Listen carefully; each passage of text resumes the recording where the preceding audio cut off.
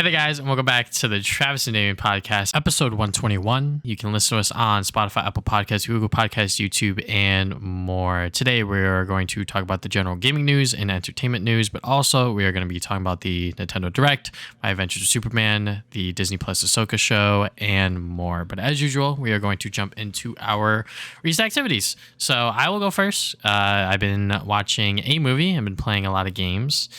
So first up, I watched Don't Worry, Darling. This was the controversial movie from last year featuring Florence Pugh and Harry Styles', I think, acting debut or something like that. There's a whole lot of drama surrounding the press of it. There's a lot of weird stuff going on behind the scenes, apparently, with Olivia Wilde and Harry Styles. But I'm not here to talk about that. I'm here to talk about, was the movie actually dog shit? And it kind of was, but it's not like a 1-star movie. I would say like a 2.5 at best, in my opinion. It's not, like as bad as people say it is. It definitely has a lot of interesting things going on, but do those interesting things really mean anything in the grand scheme of things for the film? My opinion, not really. I think it was trying to go for, some like shock value, sort of like big story twist towards the end. And I was just like, all right, like I get it, but it wasn't necessarily something that I was really super into. I mean, Florence Pugh is definitely like the highlight of this movie because she is like the best actor within this film.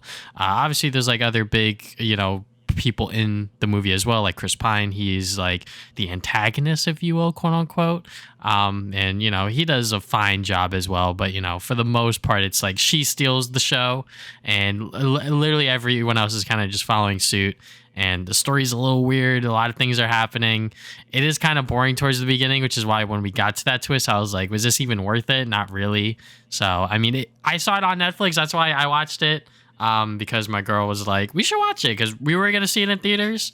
And then the reviews came out and she was like, all right, let's not waste our time with this. So I was like, all right, cool. So there's that. Then I've been playing some online games. Obviously, I've been a huge TFT addict. And with the new mid-set update, I want to talk about it. So I've been grinding out this set for like some reason. I don't know why. I just really like playing the set currently, and I managed to hit plat. I think I almost hit plat 2 before the mid reset, which I didn't know that it was going to reset my rank, so I was like, oh shit. But anyways, now the new set is out. It literally came out yesterday, and they adjusted some units. They took some units out. They added new ones in.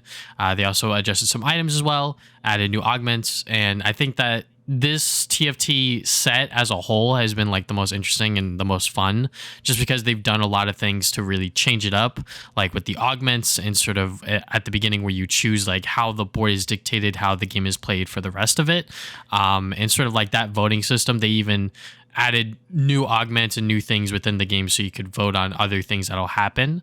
But yeah, it's a lot of fun. It's, just like another auto chess. And if you know League of Legends, it's definitely going to be a lot easier because you're going to know what the champions do.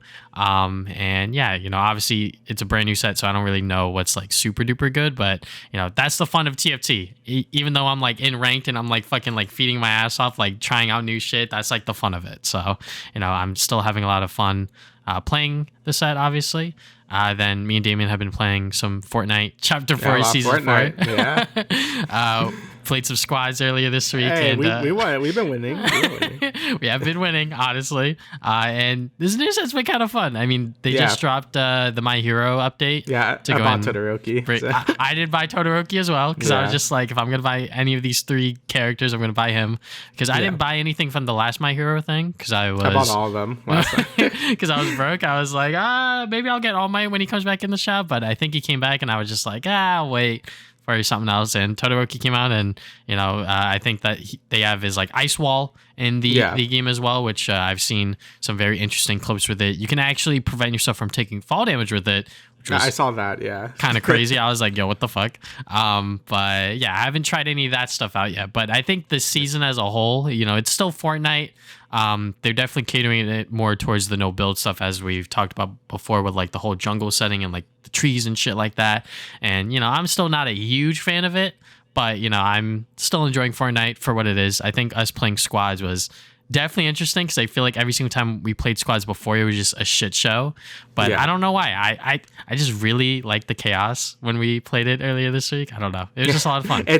Yeah, squads is like way more chaotic than like duos or trios. Like it's just a lot. It doesn't help with the turrets. Like the turrets are very strong in this, where you can just like deploy this little mini turret and just kill stuff really fast. But yeah, no, the season's been great. You know, a lot of mythic items everywhere.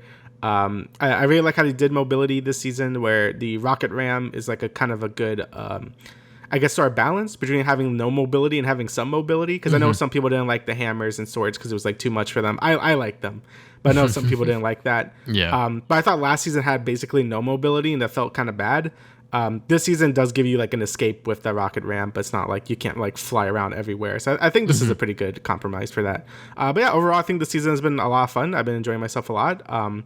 You know, last season, you know, I did like a lot of things in it, but I don't know, something about it wasn't like doing good for me. But this season has definitely been a lot better. So I'm excited to see where they go with the next chapter. I know they're supposed to do some big Lego thing, so that's gonna be interesting to see. But yeah, I guess we'll see. But yeah, having a great time. We've been winning. We've been doing good. So yeah, get some victory royales. Yeah, we got some dubs. Then the last thing I've been playing is Alan Wake. I literally started this the day after we finished the last episode of the podcast. I haven't finished it yet, so the next time I talk about it, I will hopefully have finished it. But yeah, Alan Wake. I am playing the remaster on the PlayStation 5 because I bought it a few months ago for like $10, and I was like, I should probably play this before the new one comes out. So I decided to start doing that. I think I'm now like more than halfway through the game. I think I have like 2 to 3 episodes left, because the way Alan Wake works is that there's like an episode format, and it literally throws you right into the following episode, so you don't have to, you know, like go back to the main menu and then select the episode. Literally the game just keeps going until you decide to quit, if you will. So I've been literally doing like one episode at a time. But Alan Wake is a very interesting game. You know, it came out in like 2008, 2010. I forget exactly what year when I looked it up, but it came out around that time. And, you know, the remaster only does so much. You know, it definitely still looks like that to a certain extent, but, you know, the visuals are definitely a lot nicer than if I were to play it on the original Xbox 360. But the story is very interesting. It pretty much follows this writer Alan Wake. He's going through writer's block, and he goes to a retreat to sort of clear his mind and hopefully get him to write. And weird stuff starts happening. Some supernatural stuff starts happening. He doesn't exactly know what's real and what's not. There's like these weird shadow people coming out to attack him. People are dying in front of him. And the gameplay loop is a lot of fun. You pretty much shine your flashlight at these shadow people, and then after their guard is down, you shoot them. And it's a lot of fun. You know, there's limited resources. There have been times where I literally ran out of ammo, and I've had to run from encounters, and I couldn't like kill them at all. So that was definitely very interesting. I think Alan Wake 2 is definitely going to play more towards that survival horror aspect. Yeah. So that's going to be maybe fun, maybe frustrating. I guess I'll find out. I haven't watched any new gameplay footage of Alan Wake 2, but just playing Alan in Wake 1 and just like that gameplay loop is so much fun. The many different guns, the different equipment that you get to sort of, you know, use like flashbangs, goddamn, I forget what it's called. Lighters, not exactly lighters, but, you know, just like things to make light to help you defeat these enemies is a lot of fun. I definitely want to finish this game and review it before the new one comes out, obviously. And yeah, you know, I definitely recommend it to anyone to really try it out. You know, even though the game is very, very old, it still holds up somehow. Like the gameplay loop, the story, it's all very interesting and a lot of fun. And the fact that it is now on the PlayStation console should definitely make it a lot more accessible to people. So yeah, my brother's a big fan of like Remedy in general. So you know, he'd been going through the remaster as well to get ready for Alan Wake 2. I know he does say like, you know, because Remedy wants to do like a whole cinematic universe thing. I know Control does tie into Alan Wake. I don't know how necessary it is to play. I know like he shows up in one of the DLCs, but I'm sure like it won't be that important for Alan Wake 2. But he says like if you want the full story, you probably should play Control and stuff. But you know, it's probably not that necessary. Just if you want to get a bigger, I guess, grasp on everything. But yeah, I've been pretty interested in playing like all the Remedy stuff just because my brother's always like been a big fan of it. And I actually have played Alan Wake like a long time ago, but I never beat it. So I probably should do that. But man, there's so many games. And I will get to it. I do want to do it, but probably not for a bit. Yeah. But anyway, for what I've been doing, I've been playing a lot of Warframe. I've been really addicted to Warframe again. It doesn't help because, you know, with the next game, you know, Starfield, I do want to beat that before all the October stuff comes out.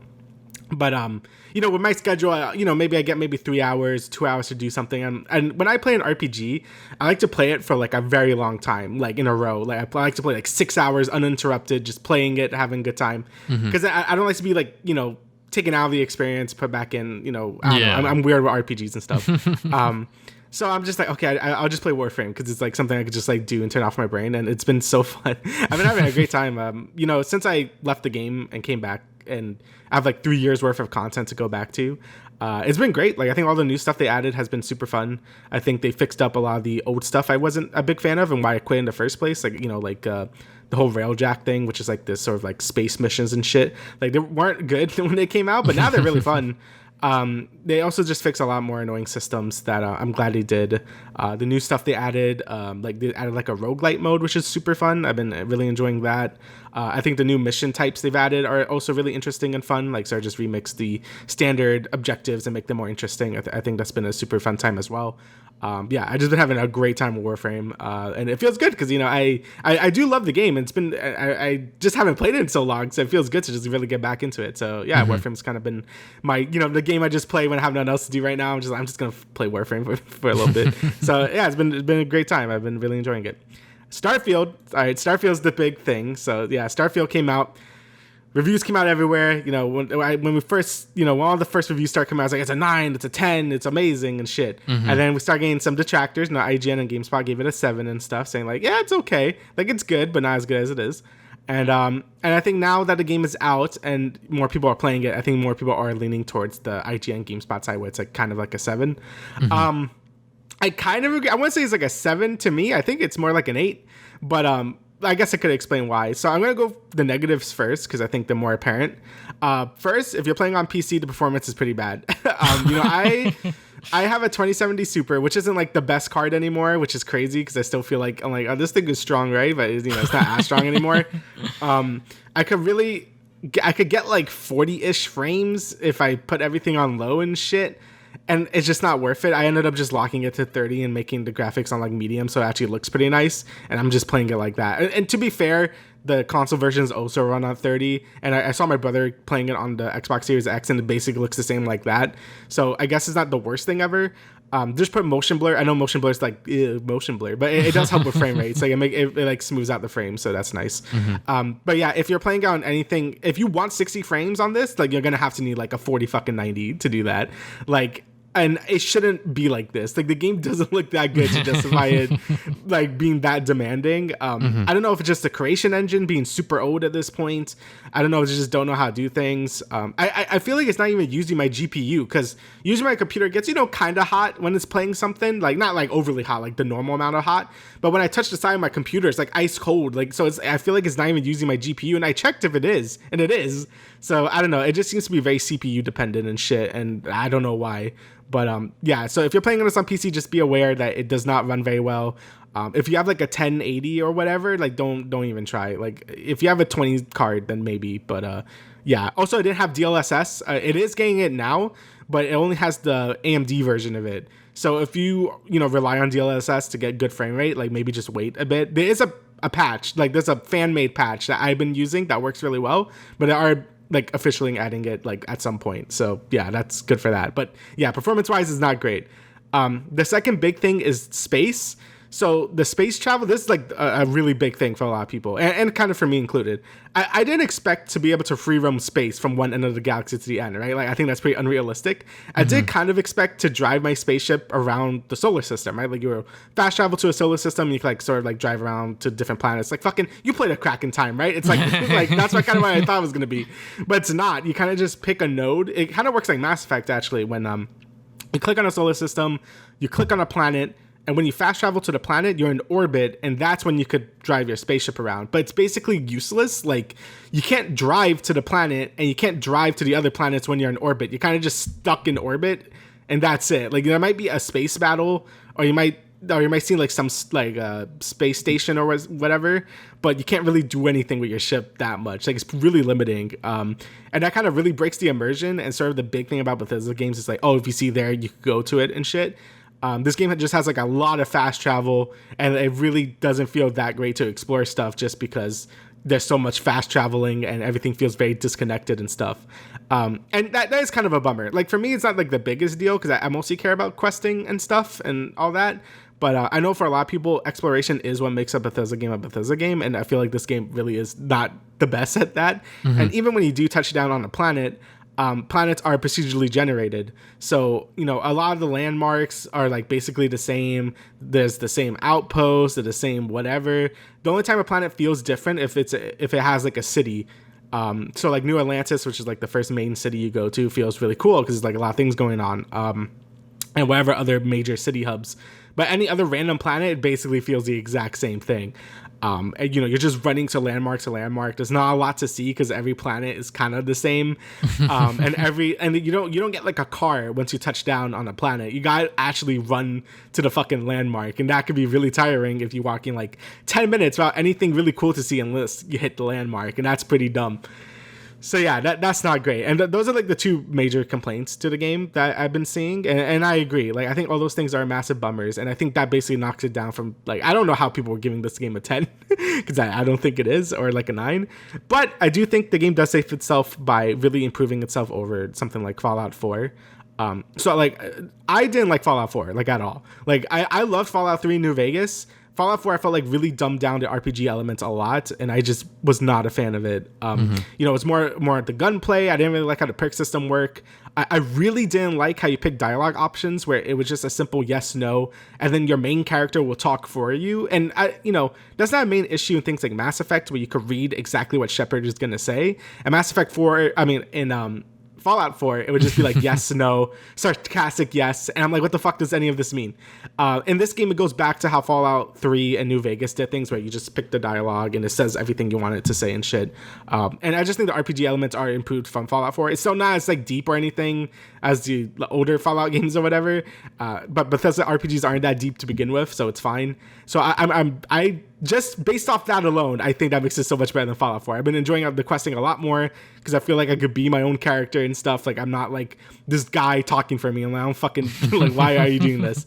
The gunplay is also better as well. I mean, it's still like okay. Like, it's not like the best like fucking first person shooting ever, but I think it is improvement from all the other Bethesda games. You know, Fallout 4 was very big improvement in combat from all the other games. Starfield is like a step above that, so that's cool as well. So yeah, I've been enjoying the world. I've been enjoying the quests a lot. Like, I think that stuff is a lot better, and that's what's really important for me in these type of games. But I definitely understand a lot of complaints, and I could see how it's getting like 7s and stuff now from like players that have been playing it a lot more, just because it's not really meeting what they thought the game was going to be. But again, I think it's always important. I know I'm going for a while here, but it's a big game. Like, I know for a lot of people, like, these games, like, they have really high expectations for it. Like, look at Cyberpunk, right? Like, Cyberpunk had, like, all these massive expectations, like, oh, it's going to be, like, GTA, but it's, like, an RPG and shit. Literally all I wanted from Cyberpunk was, like, just a pretty decent first-person RPG thing. Something like Fallout 3 New Vegas. And that's basically what I got. Like, I really enjoyed Cyberpunk because I didn't really have all that expectations on it. Same thing with Starfield. All I wanted was an improved, like, Fallout 4. Like, give me Fallout 4, but put the things I liked about Fallout 3 New Vegas into it. And they basically did that. And I'm happy with it. I'm like, yeah, I'm having a good time with Starfield because I didn't have all these giant expectations. But again, I'm not really blaming the consumers or anything because, like, that's what they advertised it for, especially the spaceship stuff. Like, they were advertising that like it was going to be a big deal for the game, and it ends up being like maybe 10% of the game. So it really isn't that big of a deal. So that I don't really, because I kind of got caught in that too. I'm like, I thought the space stuff would be a lot bigger deal than it actually ended up being. But yeah, overall, I am enjoying the game a lot. Like, I'm enjoying it way more than Fallout 4, and I am having a great time. But I could definitely understand how it's pretty disappointing to a lot of people. But either way, I don't think it's a bad game, though. I think people are saying, like, oh, this game is bad. I don't really think it's bad. I just think, like, it's not meeting the expectations a lot of people had for it. But if you go into just wanting, like, space Skyrim, that's basically what you're going to get. So, yeah. But I've been having a good time with it. Hopefully, I could beat it by the time Spider-Man and stuff comes out. We'll see. But yeah, I will give updated opinions on that. But yeah, I've been having a good time with it. But I definitely understand the discourse around it. Yeah, very, very interesting discourse surrounding Starfield, but, yeah, it is what it is. When a big, massive game like that comes out, and especially when it's a Bethesda game, in my opinion, people have these weird expectations for it to, like, still run perfectly, and I'm just like, it's a Bethesda game, guys. You know? I will say, it's not really that buggy, so that's nice. Like, there's bugs, there's the funny Bethesda bugs and stuff, but, I haven't really had any game breaking bugs really, so that's nice. And a lot of people have been saying like it's like the least buggy Bethesda game they've played. Like it definitely is polished to an extent. You know, there's still gonna be funny things going on, so that's good. So if you're worried about bugs and stuff, it's fine. You know, I know a lot of games come out really buggy and stuff. Like, you know, I mean, Star Wars Fallen Order was like the worst of it because it had a bad PC performance and it was buggy. At least this one is kind of just bad performance. So yeah, overall I've been enjoying it. But I guess I'll talk about it more when I play more. So yeah. So next, I have Fionna and Cake. So this is the spinoff of Adventure Time that they announced like a while ago. And so when they first announced this, I'm like, okay, cool. It's just like a cute little spinoff thing. I'll watch it because I like Adventure Time a lot. And they basically ended everything with the HBO specials anyway. Like the last one was really good. And I'm like, okay, that was a great finale to the series. But then more information about this came out, being that it was supposed to be TV-14. Like, I'm like, oh, okay, so it's adult rated? That's weird. Then I saw the first trailer and it was like, oh, this is not a spinoff. This is just like a sequel series. I'm like, oh, okay. So I guess that made me very excited for it. You know, I was kind of worried about the TV-14 rating because I know when things do that, it get too overboard with like, oh, let's add like a bunch of curses and like blood everywhere and shit. And it could ruin it. And this really, I think this does it super well. It kind of reminds me of like, how it just fits the series it's in. Like Samurai Jack was a lot more violent when it went on Adult Swim and stuff, but it kind of fit the tone of that series because, you know, Samurai Jack was pretty violent. Like anytime you cut a bunch of robots, like all that oil is just blood anyway.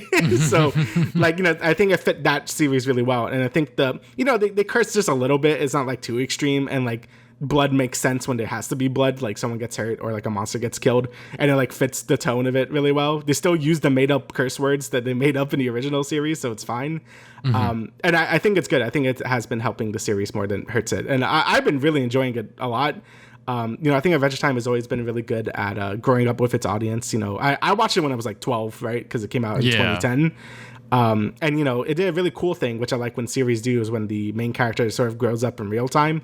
So they don't have to, like, Steven Universe did this, I think, kind of weird, where it's like Steven's voice actor was in physical pain because he had to keep doing like a 10-year-old voice, even though he was like 17. With Finn, he was able to just keep using his natural voice because it's just like, to just make him grow up with the series. And, you know, the series got more, you know, went from more like a, you know, just a fun little thing to being more serious and stuff. And then this series is just like, now like Fiona is like this 20-something-year-old person and stuff. I'm like, yeah, really hates job and all that. She gets isekai'd and stuff. You know, stuff happens. And, you know, definitely don't watch this if you've never watched Adventure Time before. It's definitely like a sequel series. Like, you'll be completely fucking lost. Like it does not explain anything. It's just like, yep, you watch all of this, right? I'm like, yes, I have. So, but yeah, it's been great as a longtime fan. I've been really enjoying it. I'm happy the TV-14 rating is like nicely used. Like, it's not too like, it's not like they're just saying fuck or whatever. Like, if they say fuck, I'll let them say one F-bomb. That'll be funny. But like, they're not making it too edgy or whatever. I think that's great. It really fits the tone of the series. And yeah, they have all the original people that made the original series, so it just feels like how it is. So yeah, I've been really enjoying it. Really happy with it. All the episodes are like 25 minutes too, and I don't know how many episodes. I think it's like 10. And yeah, I've been having a great time with it. So really looking forward to see how this whole thing ends, because I don't know if they could do any more with this series. Like, after this, I would like to see it be over, because I think they've done like enough. Like, I don't want them to keep milking it, because but everything we've been getting after the finale has been really good. So I won't complain either way, but still, I'd rather let something die good than keep going forever. So but yeah, I've been really enjoying it. So yeah. Well said. All right, so now we're going to get into the bolster of the show, which is the gaming news. So first up, Mortal Kombat 1 will not have crossplay at launch. So they tweeted this out a few days ago to pretty much be like, hey guys, we're working towards it, but just know when you buy the game at launch, it will not have crossplay. So, they did it in this little cheeky statement where they replace a lot of the C words like crossplay with a K. So you know what? It's okay. Yep, but, love doing that. Yeah, Mortal Kombat 1 has been one of the most anticipated games of the year for some people, just because Mortal Kombat as a series has been going on for so long. And I've been seeing what this game has been doing, not just for the story, but also the gameplay. Obviously, it's the same old Mortal Kombat. You got the crazy fatalities and everything like that. But no crossplay at launch. Okay, that's fine. As long as they get it out within, I would say, the first 3 months, they should try to, get that done. Because, crossplay is something that is still relatively new. It is crazy to me that people could have different consoles and still play with each other. I think I've said this before on the podcast, but, you know, when me and Damian were growing up, that was not a thing. If you had an Xbox and I had a PlayStation, it was like, nope, that shit ain't gonna work, you know. There's no crossplay whatsoever. But now, you know, pretty much every single massive multiplayer game has it, and it's awesome. It's crazy. And you know, for Mortal Kombat 1 to not have it at launch is a little saddening, but I'm not gonna, you know, 100% kill them for it, because like they said, they are working on it, and they, you know, sort of said this before the game actually came out, you know, which it does come out within 5 days from now. So, you know, better late than never to really tell the audience that, hey, you know, it's not going to have crossplay. So, you know, if you want to play with your friend on a certain console, you may not be able to do it right at the start. Yeah, like, you know, I think crossplay is very important for like a lot of games. You know, like some games may be a little sussy, you know, adding it. Like I know like FPS games are like maybe a little more, because the skill level between a keyboard and mouse to a controller is always going to be kind of lopsided. I know you could make it work, but yeah, I know that's a little more iffy. But I feel like for fighting games, any sort of PvE game, I think it's great. It really like boosts the population by like a lot, and it makes it easier to find games and stuff. And for fighting games, I think it should always have it. Honestly, a lot of things about Mortal Kombat 1 seems like very like they weren't ready for this game to come out right now. Like no review codes were sent out. Like I think the game comes out today.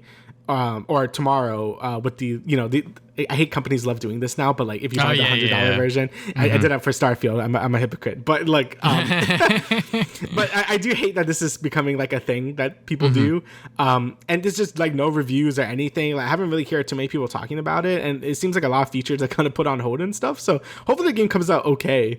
But yeah, I think not having, at least they're adding it later, but still not having it at launch is kind of lame, because you know, that's when most people are going to play the game, is at launch. So not having an important feature like this is always going to be kind of a downer. So hopefully the game is good though. I know my brother's looking forward to it. He loves Mortal Kombat, but I guess we'll see. Yeah, you know, crossplay is, you know, still relatively new, like I said. So I hope that they're able to solve it out sooner rather than later.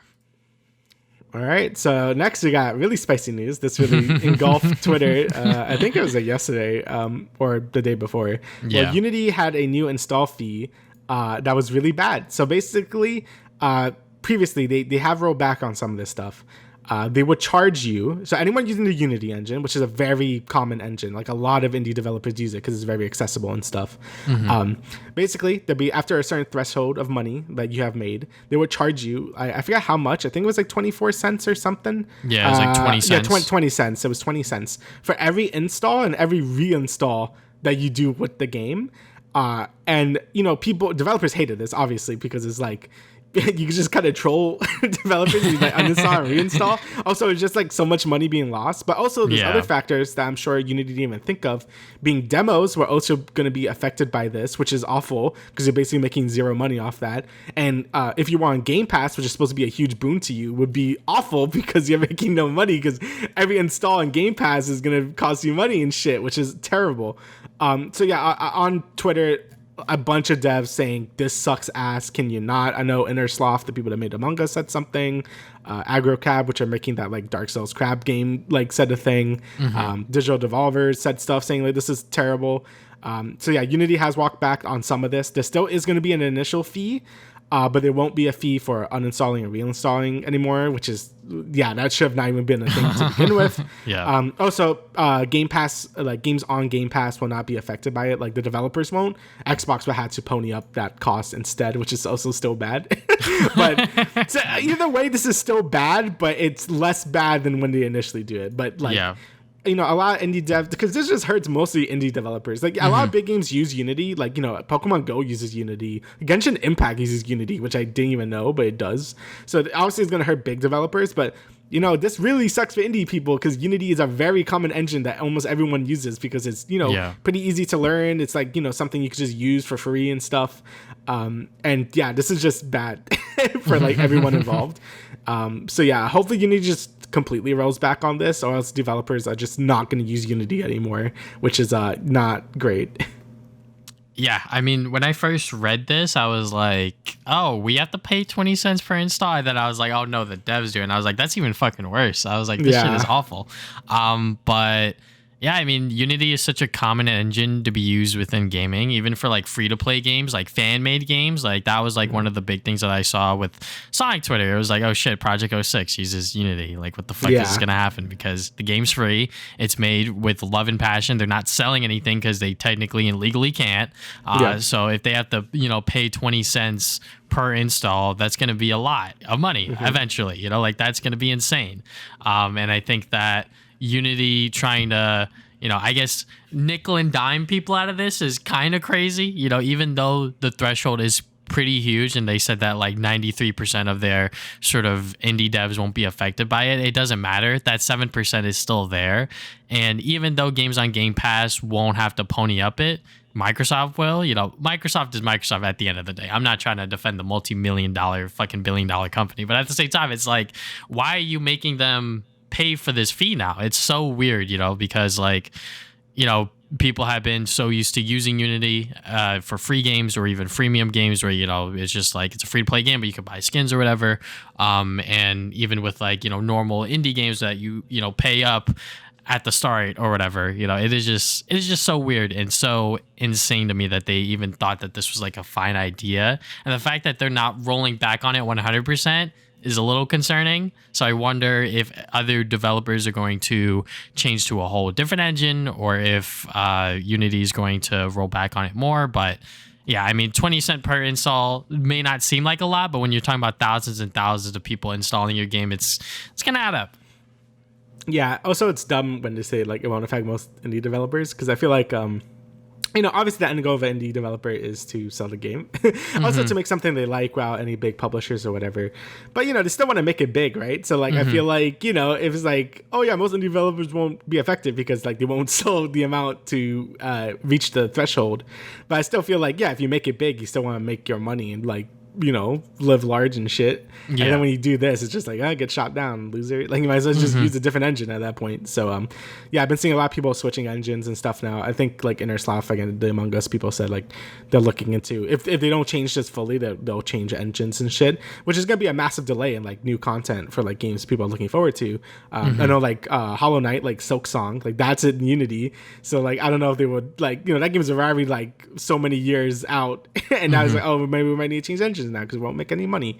So yeah, it's just bad for everyone. So hopefully Unity just changes this entirely, or else people are just going to switch engines and they're just going to end up dying anyway. So yeah. Yeah, just literally makes no sense. I thought this was a troll post at first, but it's fucking real. Yep. Moving on from there, we are going to talk about Mario Kart Tour. To anyone that has been playing the Mario Kart mobile game, it is now coming to an end with free content. So to anyone that doesn't know how this game works, I literally learned about it as I was writing it for Fandom Wire because I don't play this game at all. But pretty much for the past, like, I think 4 years, they've been getting like constant updates for like every 2 weeks. Like a brand new tour would happen. So that means like new circuits, new characters would be unlocked. And, the characters, quote unquote, could just be as simple as like a reskin Mario or like a reskin Luigi. And obviously the new tours would feature, I believe, new courses and new drivers or whatever. So, a lot of content has been going on for like the past 4 years for this mobile Mario Kart game.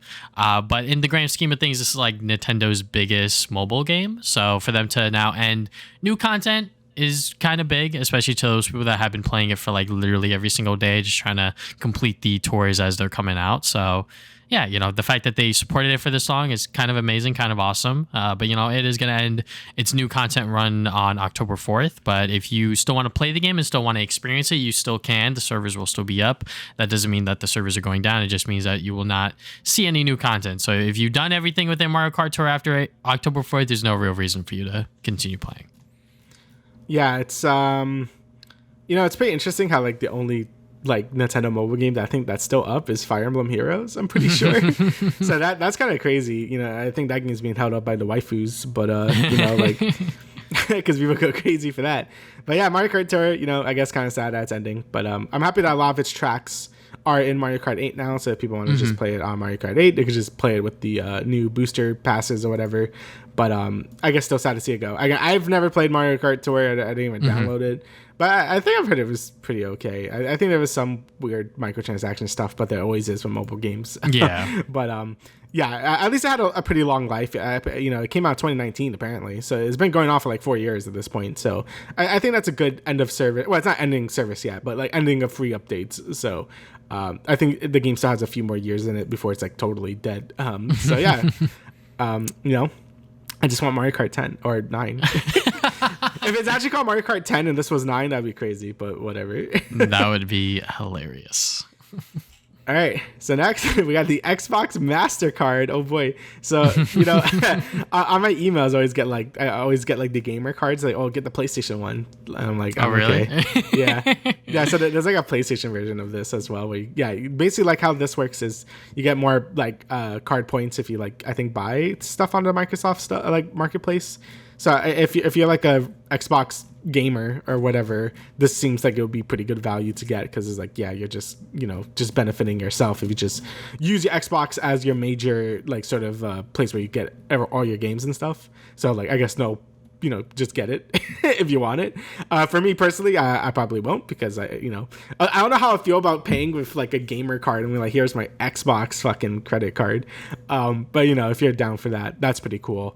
Again, PlayStation I think has something similar to this as well, where you could also earn more card points if you purchase stuff on the PSN stuff. So yeah, pretty good if you use your Xbox a lot for video games. Yeah, I mean, I think that the sort of benefits that you get from it are decent. I mean, some people may think it's dog shit, which it kind of is. I mean, for the most part, when it's a free credit card that you don't pay every single year, the rewards can only be so good. So, you get 1% back on everything. So, you know what? That's fine. Cash back. I fucking love cash back for my credit cards. Yes, I do too. But 3% on, or 3 times the points for Netflix and like delivery services like Grubhub and DoorDash, those are very selective in my opinion, because you're only going to pay those like once a month. And then for like DoorDash and Grubhub, it's only if you're really doing that a lot, which in reality you shouldn't be. But if you are shopping at the Microsoft store a lot, 5 times the points is kind of crazy, I'll be honest. So if you use their card at their store, you get 5% back. That's kind of cool. But that's only if you really are like a hardcore Xbox Microsoft gamer kind of thing. And in reality, I think that shopping at the Microsoft store, it should be like the last option for most people, because when you go to other retailers, they're gonna have other deals, or even when you go online to like eBay, Amazon, they're gonna have different prices there that will save you a lot more than what that 5% back you would get. But after your first purchase, you're gonna get a $50 card bonus, which is not a lot in the grand scheme of things, like credit cards in my opinion. So it's an okay card. I think that if you love Xbox and you shop at the Microsoft store a lot, especially, this is something that you can sign up for and use it responsibly. That's a thing that a lot of people, even our age, within like their mid-20s or whatever, don't really know how to use credit cards, and obviously people a lot younger definitely don't. Remember, you're borrowing money, it's not your money. I only use it. I literally only use my. I use it a lot, but like I use it if I have the money for it, and I pay back immediately, so I get my credit score. So that's literally how I use my credit card. If I only use it to like actual like how you're supposed to use it in like dire situations. But yeah, that's kind of how I use it. Also, make sure to use it on your accounts, because if someone hacks your account, you can just lock your credit card. Don't put your debit card and stuff. Kids. So yeah, I wish I was like Damian. I mean, I'm not in like crippling debt, but I'm like barely scraping by fulfilling that like my payment balance every single month across all my credit cards. So I'm still doing okay. So far so good. I haven't had to pay interest on anything, which I hate paying interest. Like one time I had to pay like a little bit of interest because I had like miscalculated my payment, and I was like, I fucking hate that I missed that, but it's okay. Anyways, the Microsoft credit card, like I said, it's okay. It's decent, but it is something that I guess should have came out a long time ago. Yes. Next bit of news we got here is E3 2024. It definitely won't be happening at the LA Convention Center, and it may not happen at all. So, E3 is still within this weird limbo. No one really knows what's going on with it. I believe, what's it called? ReedPop now just pretty much backed out of all of E3. So we don't know what's going to happen with the event. And then the same day that all of this news happened, Jeff Keighley was like, all right, guys, Summer Games Fest is going to happen again, or whatever event that he announced that same day. You know, Jeff Keighley definitely knows how to take advantage of bad news to make it positive for him. But yeah, I mean, E3, you know, we've said it time and time again on this show. It's sort of like a time capsule at this point for like really big announcements during the summer for gaming. And, you know, I would love to see E3 come back in some way, shape, or form. But it seems like the fees and just sort of like dev support for it has just been dying out more and more over the years. And, you know, whether it comes back within 2025 or later, who the hell knows? But I'm sure that they are trying to make something work out. But, you know, even then, as long as there's a lot of big game announcements throughout the year, even if it is also during the summer, that's cool as well. But, you know, we're always going to get gaming news no matter what time of the year it is. But, you know, that time of E3 will always be special. Yeah, no, I agree. You know, I think we said this like for the past 3 years at this point, because like E3's been in this weird limbo state for so long. That, you know, I've always loved E3 and I would love to see it come back, because even though Summer Game Fest is like, it's okay, you know, I enjoy it. I think last year's was a bit better. Like, I feel like nothing could compare to the excitement I get with E3, and, you know, I've been watching it for so long, so it's kind of weird to just see it gone forever. But at this point, I'm like, just stop, it's already dead. Like, just let E3 die at this point. You know, I think it won't come back ever. So like, I feel like them saying, oh, don't worry, next year maybe, and it doesn't. So at this point, it's dead. Like, I basically come to terms that E3 is never coming back at this point. You know, maybe Jeff Keighley could resurrect it in name and stuff, and sort of make Summer Game Fest into that, you know, with different conferences and stuff. But, you know, Summer Game Fest is more just like a one singular show type deal, which might be a benefit for some people if you can't watch every single conference. But I really enjoy doing that. And I've always like have a good time remembering how E3 and stuff was. But at this point, just let it die. like this is not going anywhere. It's clearly dead. So yeah, it wouldn't surprise me by next year to just say, yeah, it's straight up like gone forever. So yeah, very sad days. It is what it is at this point. All right. So next news, you know, Apple did a big thing with the iPhone 15 Pro, and is going to be adding AAA games that you can play natively on the fucking hardware. So you can play, Assassin's Creed Mirage and Resident Evil 4 remake and Resident Evil Village, Death Stranding as well. What the fuck? So yeah, you can play all these AAA games on your phone. Natively. Like, this isn't cloud streaming or anything. Like, this is like, it's on the fucking device, which is insane. But you know, obviously there's things to this. It's like, it's kind of just feels like a massive flex that you can even do this. But I'm also like, why? Like, one, you're playing on a tiny ass screen, and you know, I feel like most games I want to play at least on a monitor or something. Second, the controls are gonna suck ass because like mobile game controls are fucking trash. And third, where's all that storage gonna go? Like, how much storage does this thing have? Like, these games are like 80 gigabytes. Like, is there going to be 80 gigabytes on this phone? Like, I doubt it, but maybe there is. I don't know. But yeah, either way, it's cool, but it also feels very impractical. And like, why would you do this? like at that point, you'd rather just play on a Steam Deck or something, because at least that has like a better control scheme and stuff. Because I really hate mobile game controls. Like, there's no feedback, there's no nothing. It's just your screen, and you can't see half of your screen because your big ass hands are in the way. I really hate mobile game controls. So again, it's cool that this is a thing you could do, and that's great for mobile gamers and stuff. But like, for me personally, it still doesn't really change the fact that I would really never play on my phone ever. But it's cool. Yeah, I mean, you know, mobile gaming as a whole has been evolving over the years, and I think that, you know, people still associate, you know, those like free to play games like Subway Surfer and, you know, Temple Run, Angry Birds, all that, you know, mobile game shit with Jetpack Joyride, boy. Let's go. with mobile gaming, you know. But mobile games have been evolving over the years. You know, there are like full-fledged games on there that are exclusive on mobile. Obviously, they don't get as much press or as much attention because of that, and it hurts them. But having these big AAA games on the iPhone 15, it's gonna be kind of weird. I mean, you know, it's gonna be for the iPhone 15 Pro, so I believe that is the bigger model of the iPhone. And you know, having these AAA games, especially like Assassin's Creed Mirage, that hasn't even come out yet. Like, I can play that on my iPhone. Like, that's gonna be fucking crazy.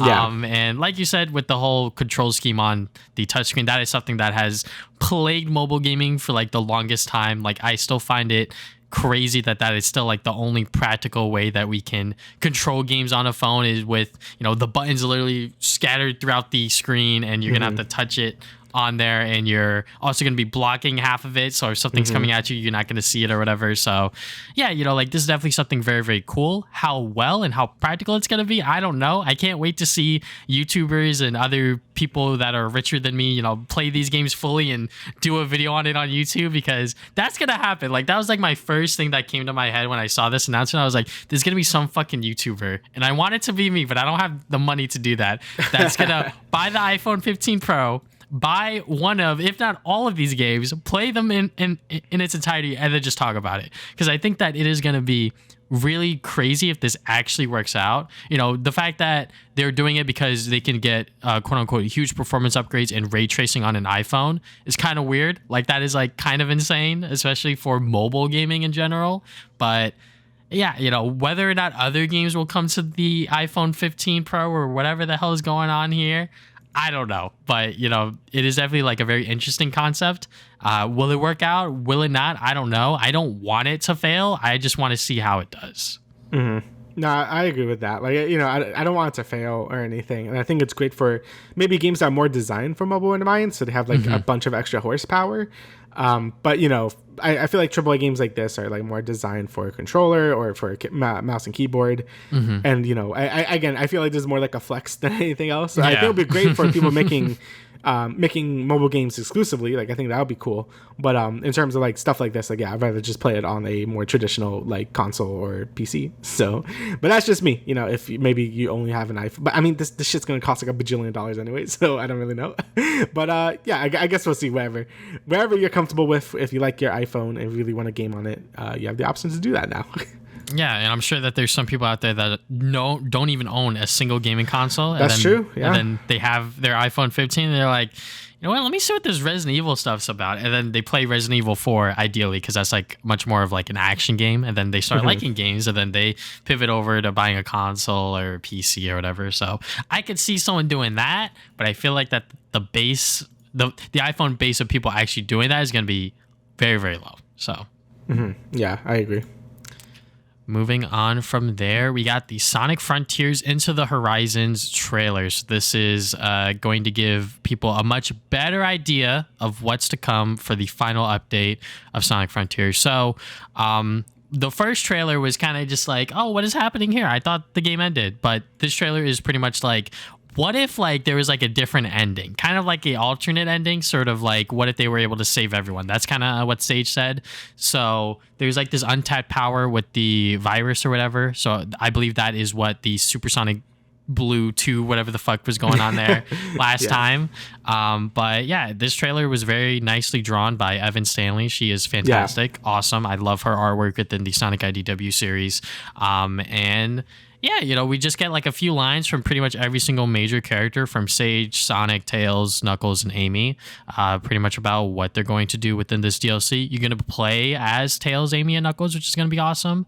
And the update comes out in a few days. It comes out, I believe, September 18th, 20th, something like that. I forget. I think it was 28th, but yeah. But yeah, it is definitely going to come out very, very soon. Yeah, I think you are correct. 28, 2 weeks from now. 2 weeks from now, exactly. So, yeah, I'm excited because it has been, like I said last podcast, like literally since Sonic the Hedgehog 2006, since we've been able to play as these characters within a 3D Sonic game.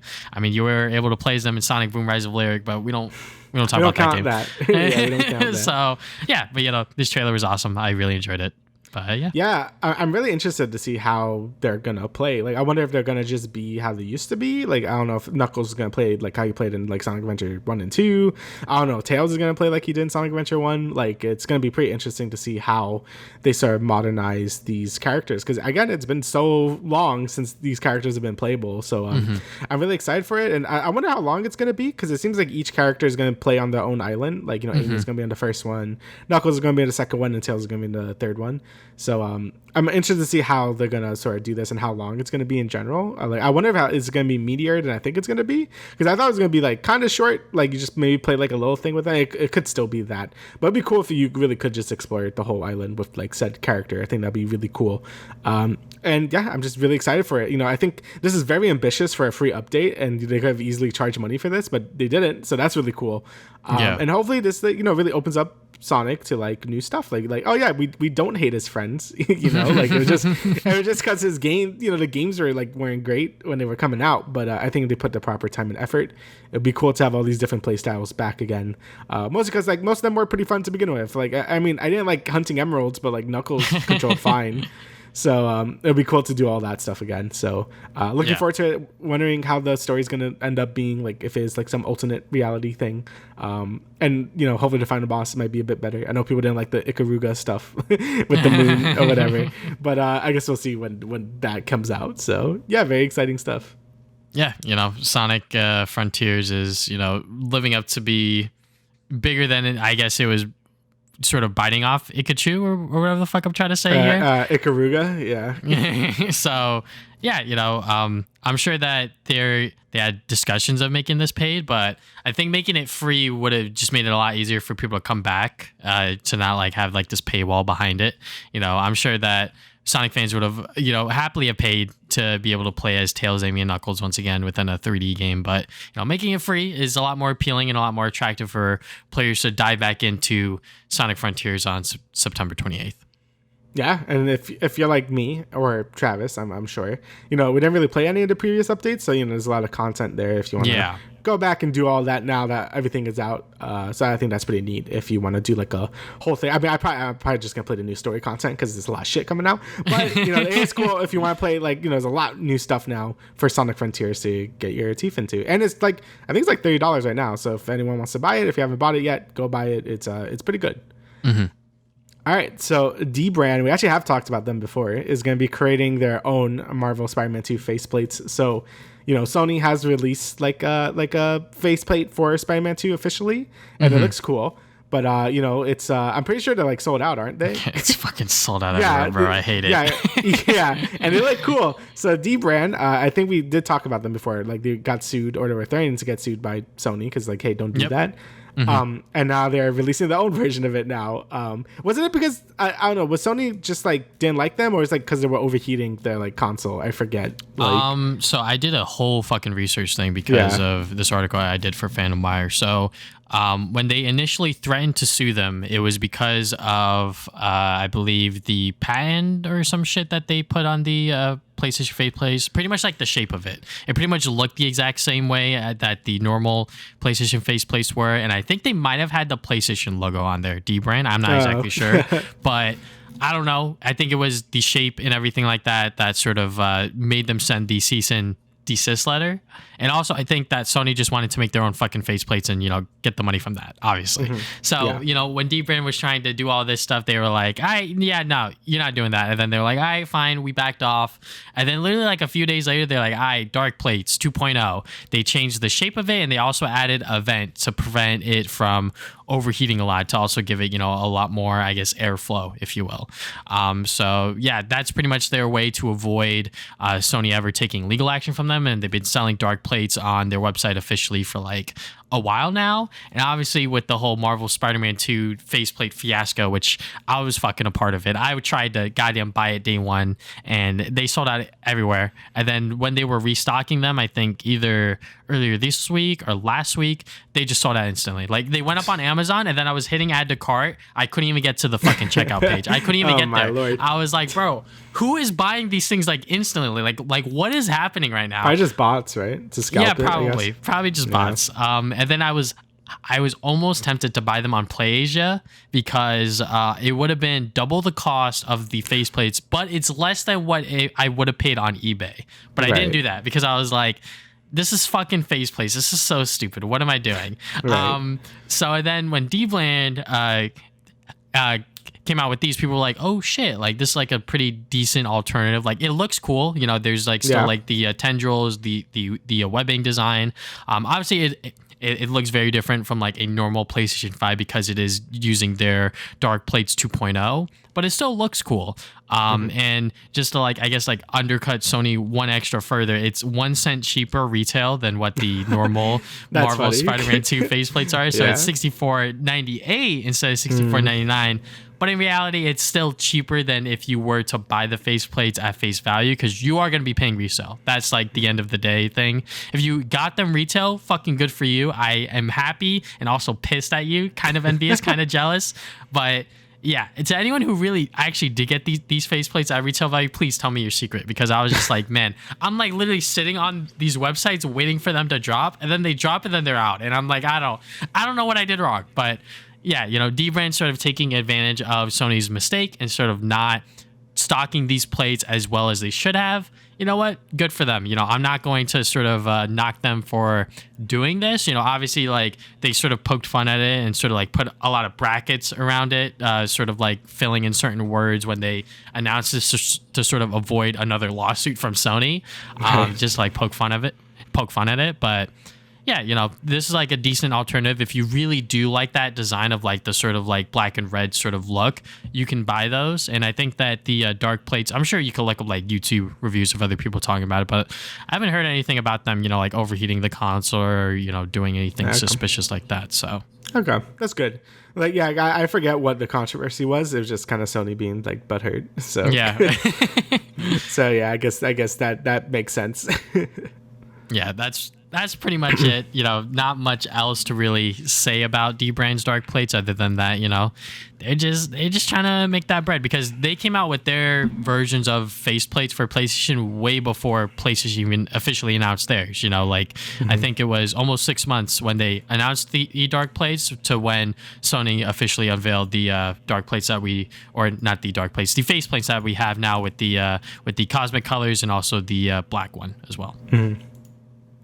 Yeah, I think that's pretty cool. I mean, I know people are really into faceplates. I like to keep my consoles pure for the most part, but I think Sony, like, there was a lot of 3DS ones I thought looked really cool, but I was just like, I'll just keep it how it is. So, yeah. All right. Yeah, I think so. My apologies. I was talking a lot. So now we got a Ninja Turtles Mutant Mayhem spin-off video game in the works. So off of the success of TMNT Mutant Mayhem, the movie, we now have a upcoming video game coming out sometime in 2024 for consoles and PC. Don't get your hopes up too much here, because it is being made it is being published by Outright Games, and they publish a lot of licensed games, which you know, for the most part have received positive reviews, but those reviews are not a whole lot. And you know, some of them are like troll reviews on like Steam or whatever. So you know, we don't know how good this game's gonna be, but you know, the publishing from Outright Games has been relatively good so far with their licensed stuff, so we'll see. Whoever's developing it, good luck to them. Apparently, the game is going to take place a few months after the movie, so you know, to those that watched the movie and saw the ending, it's like, well, how is this game going to take place after the movie? Well, you know, it's going to take place a few months after, and you know, a new mutant threat's going to take place, and you're going to control the turtles and battle it out to save New York City once again. So, yeah. Yeah, I really need to watch the movie. Is it on digital yet? I should probably watch it. I think it is on digital. I keep seeing the clip on Twitter when they're like, "You're like, yeah, that's really good." That improv scene is amazing. Yeah. So, I definitely want to watch it, because again, I think it looks really good. Yeah, I know they want to expand the series by a lot. I don't know if they're going to do a sequel to the movie. I think they're doing a cartoon now, though. Yes, they are doing. They're doing a cartoon, and they are also doing a movie sequel. Oh, okay, that's good. Yeah, because I think the visual style looks amazing. You know, I'm always happy when, you know, 3D anime movies are more stylized and stuff. And it just looked like a lot of fun. I heard nothing but good things about it, so I definitely will watch it. You know, there's a lot of like summer movies I just like haven't gone around to watch. I still haven't watched Barbie or Oppenheimer, so I still need to watch those two. But yeah, either way, it looks really good. But the movie does. I don't know about the game. could look like ass, you know, just like that Avatar game as we were seeing. But who knows? Nickelodeon looks like they've been putting a bit more money into the game development. Like, I think Nickelodeon All Stars 2 actually looks like pretty good compared to the first one. They had an LT grade. That's pretty sick, dude. I loved LT grade as a kid. So and yeah, it looks great. So I don't know. Hopefully they put more money into this stuff, because you know, when they have devs that really do want to work on these Nickelodeon properties, and when they have enough money, they can make something really good. So We'll see how that turns out. Rise of Shredder was really good. So just we'll like the Rise of Shredder video game. I just hope that, we get to see more, movie tie-in games. I think that those are still a lot of fun, even though most of them, when they came out, were kind of bad, but still, just looking back on those were a lot of fun. So yeah, Spider-Man 2, Pog. Yes, Pog game. All right, so now we got some sad news. The Saints Row developer, Volition, is going to be shut down by Embracer Group. So, the Saints Row has always been a series that's been like, it's been okay. Like, people enjoyed it. Like Saints Row 3 and 4. Like, I think that's what really got them in it. Well, I know people really like Saints Row 2, but 3 and 4 is kind of what got them, like, really popular because of how outrageous they were. You could hit people with dildos and shit, and then 4 was like, you had superpowers. But they took a lot of L's. They released fucking Agents of Mayhem. Like, no one remember that game. That game did really bad. And then they released the Saints Row reboot, which did really bad as well. They just have not had a lot of great success. I know, like, the Saints Row reboot, it wasn't like the worst thing ever, but it was super bland. Like, no one really cared about it. It kind of took away a lot of things Saint Row as a series has kind of got its reputation for at this point, and it just wasn't really good. Sadly, that was enough to just bring down the studio, and now they're gone forever. I don't know who owns the Saints Row license at this point. I guess it's Embracer now. Yes, Embracer still own the license to Saints Row and Red Faction. Yeah. So, I forgot they made Red Faction. But yeah, it's pretty sad. They made some pretty prevalent games, and now they're done, and it's always sad to see that.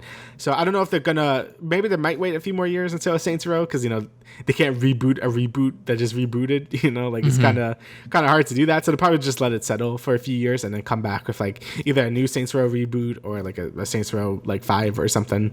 But either way, it's always sad when a pretty prolific game developer is like kind of just donezo, because they just released one too many flops, and it really just takes 1 or 2 flops to be like basically dead, because games cost so much money to make, especially if you're like a AA developer like they are. So yeah, it's never great to see, but that's just how it is, unfortunately. Yeah, it is kind of crazy that that they're sort of just done now. Embracer Group has been sort of letting go these developing studios and sort of just shutting them down because of their non-successful games. And Saints Row as a franchise, I played Saints Row 3.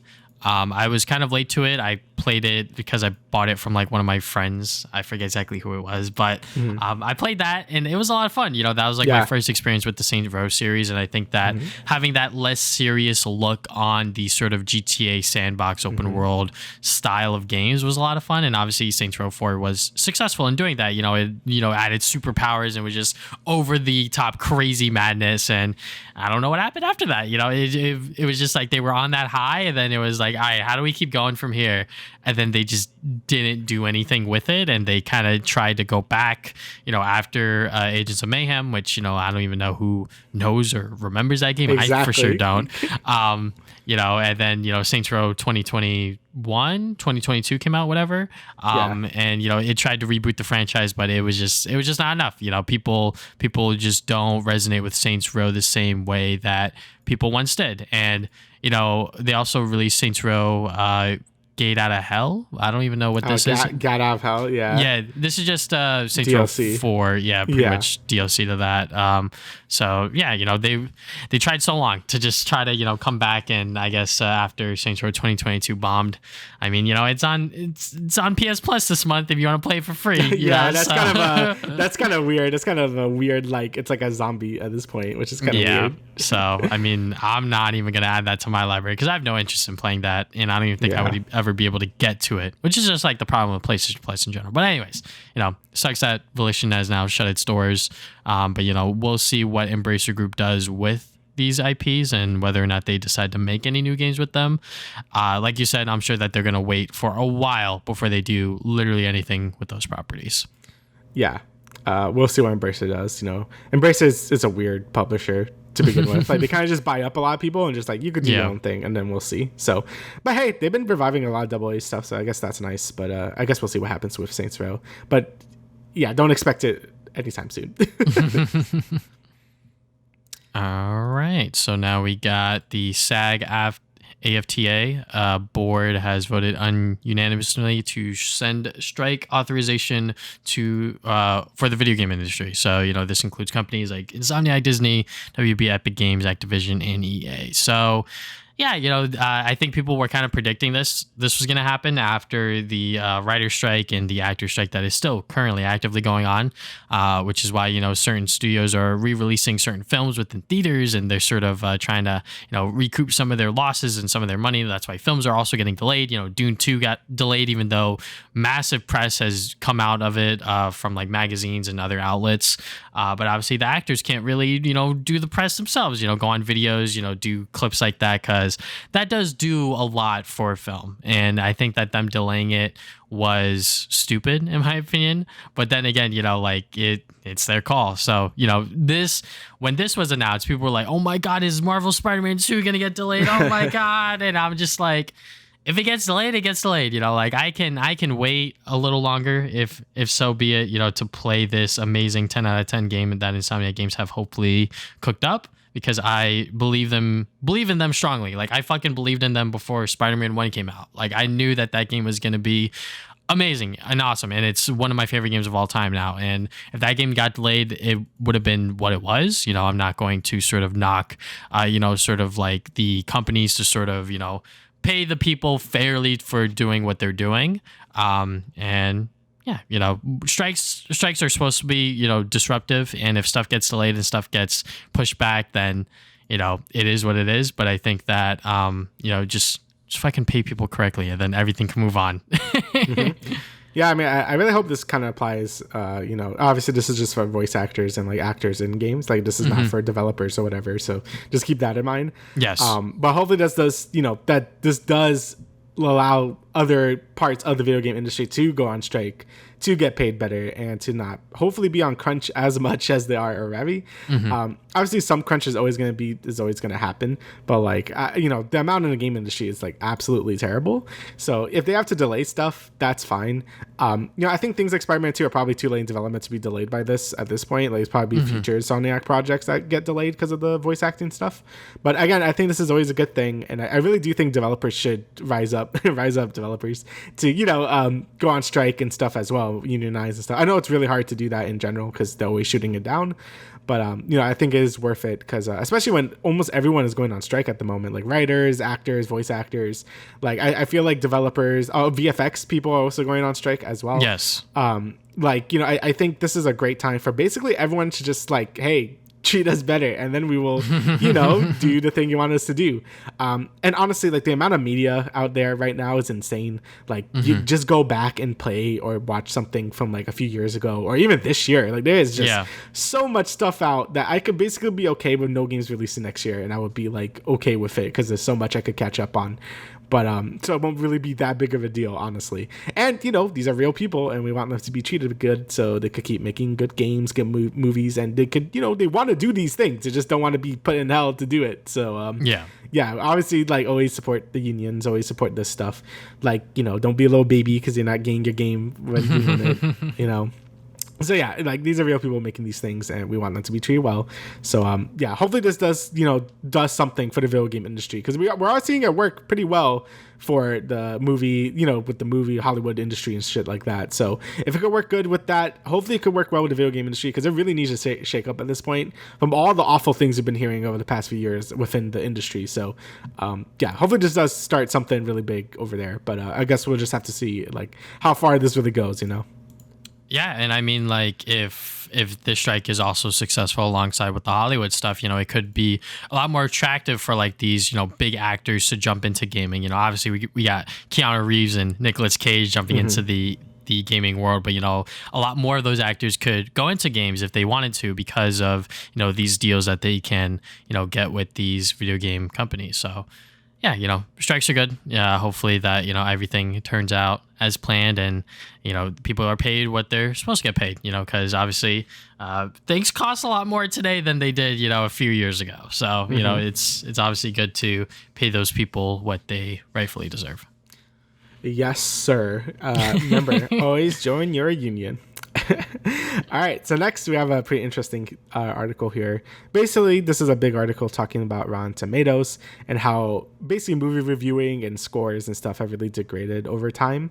And, a lot of this could apply to a lot of different things, but, this one obviously specifically goes into Rotten Tomatoes and how a lot of movie studios and stuff really focus on the Rotten Tomato score and how kind of broken it is in general, being like, if the first 5 reviews are bad, but then later on they become good, that could negatively impact a movie's performance, or vice versa. If the movie gets really good reviews at first, like they use Ant-Man as an example, a lot of comic book sites were reviewing it as this is really great and stuff, and then people saw it and then it's oh, that movie wasn't that great, and then the drop off was insane. So the Metacritic, the Rotten Tomato score is very important to a lot of these studios and stuff, and it also goes into how maybe the audience is way too focused on this and not in individual voices as reviewers and stuff, which is also very true. A lot of people just look at this score and be like, this is the be all end all, and not really read anything past the little blurb that Rotten Tomatoes gives you. And I think we could both agree that we don't really like review scores all that much. I think they're okay, general thing to use. If something's a 7 out of 10, I like to be why is it a 7 out of 10 though? I don't like just looking at it and have a little blurb or whatever. I want to watch a video review, or I want to skim through a review to really understand why this is a thing. Why is this a 7 out of 10? It also doesn't help. I'm going more from the video game side of things because that's obviously what I have more experience in, but that's why I kind of have reviewers that I like, because I know their opinions on stuff. I watch Skill Up. He is a YouTube reviewer on YouTube, obviously, and he does great reviews. I know his opinions on a lot of stuff. I know what he likes and not like. So I think that's a really good thing to have, to know a reviewer. You want to know a reviewer to see what they like, what they don't like and stuff, so you could get a really good understanding of how the game works and stuff, especially if it's a game genre they have a lot of knowledge in. Is really cool to sort of get their perspective on things. When you read a random IGN reviewer, you don't really have any attachment to that reviewer unless you really read the author name and see all the reviews they've done. But you don't. It's usually just faceless IGN employee. Obviously it says who it's by, but it's still a lot of people aren't going to see that and stuff. So just see the review score, and that's about it. And that applies to a lot of different reviews and stuff. And at the end of the day, people just look at the number and that's about it. And people don't really have a lot of, I guess, media literacy to really inform a really good opinion. It's just oh, this is good or this is bad. I see that a lot. Oh, this thing is straight up just bad, and I'm why is it bad? It's it's just bad. I'm okay, well, that doesn't really explain anything. or they say one thing maybe is bad, and they're okay, so it's not really bad. It's just it's just sort of okay and stuff. And obviously you're entitled to your opinion if something's just, if you really don't like that thing, then you just don't recommend it. But obviously reviewers have to be more nuanced than that, and I feel in this day and age of Metacritic and Rotten Tomatoes being such a big factor in things, just seeing that it has a 50 on Rotten Tomatoes or in Metacritic, then you just be I won't bother. Even though you really should dig in and be okay, why is this like this? You know what I mean? So yeah.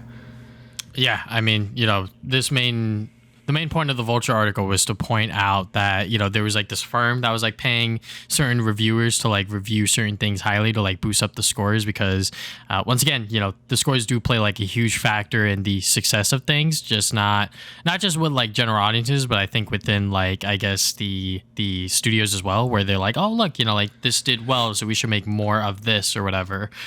So yeah, just having reviewers get paid to write in a certain way is always scummy. If I fucking ever did that, that is fucking awful.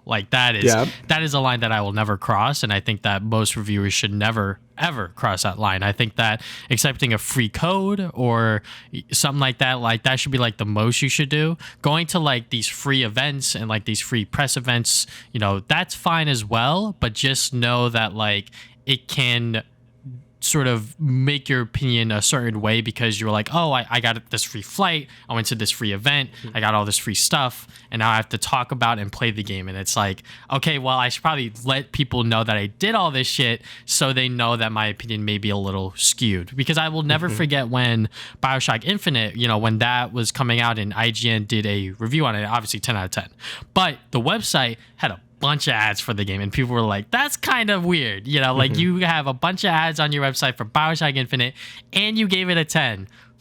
That's a little sus. I'm sure the reviewer genuinely felt that that game was perfect, but IGN also advertising the game kind of sus. So, there's always like that line that I think reviewers should be wary of when they're reviewing something. Like if I got this game for free, I need to know that, hey, like what if I paid whatever price it was, would I still recommend this game to other people, et cetera, et cetera.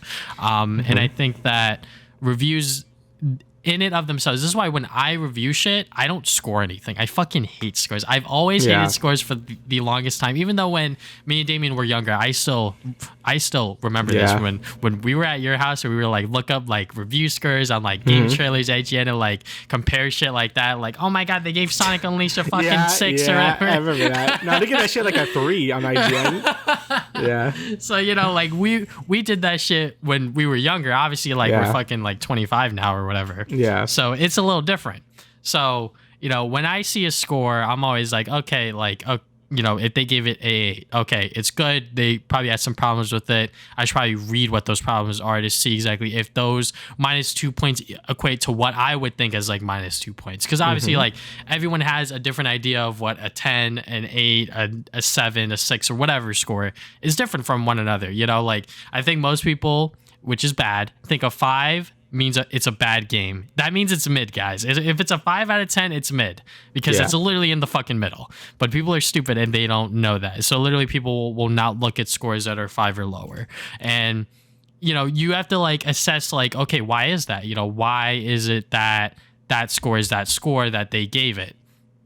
Reading reviews and all that other shit and watching videos is something that the consumer's fucking lazy at. They don't want to do that. They'll if they could just look at a score and be like, all right, is this thing good? All right, 86. All right, that's good. It's like certified fresh. All right, I'm gonna go see that movie. And then they go see it, and it might not hit the same way that they may think it would. You know what I'm saying? It's like, it's very weird how like consumers will like just go to these scores and like tunnel vision on them and be like, okay, yeah, like if this is highly rated, sure, I'll go see it. But if it's not, I'm not gonna go see it at all. And like, I feel like I'm guilty of that sometimes where it's like if everyone's talking about a game and they're like, yo, man, like this shit's like 10 out of 10 perfect. Like I've fallen for that multiple times, like with The Last of Us notably. I was like, I wasn't following that game at all when it was coming out when I was younger. I was like, I don't fucking know what The Last of Us is. I know Naughty Dog, I played Uncharted, but they got this new game, The Last of Us, and people, oh my God, it's like 10 out of 10 perfect. And I played it and it's one of my favorite games of all time. So you know what?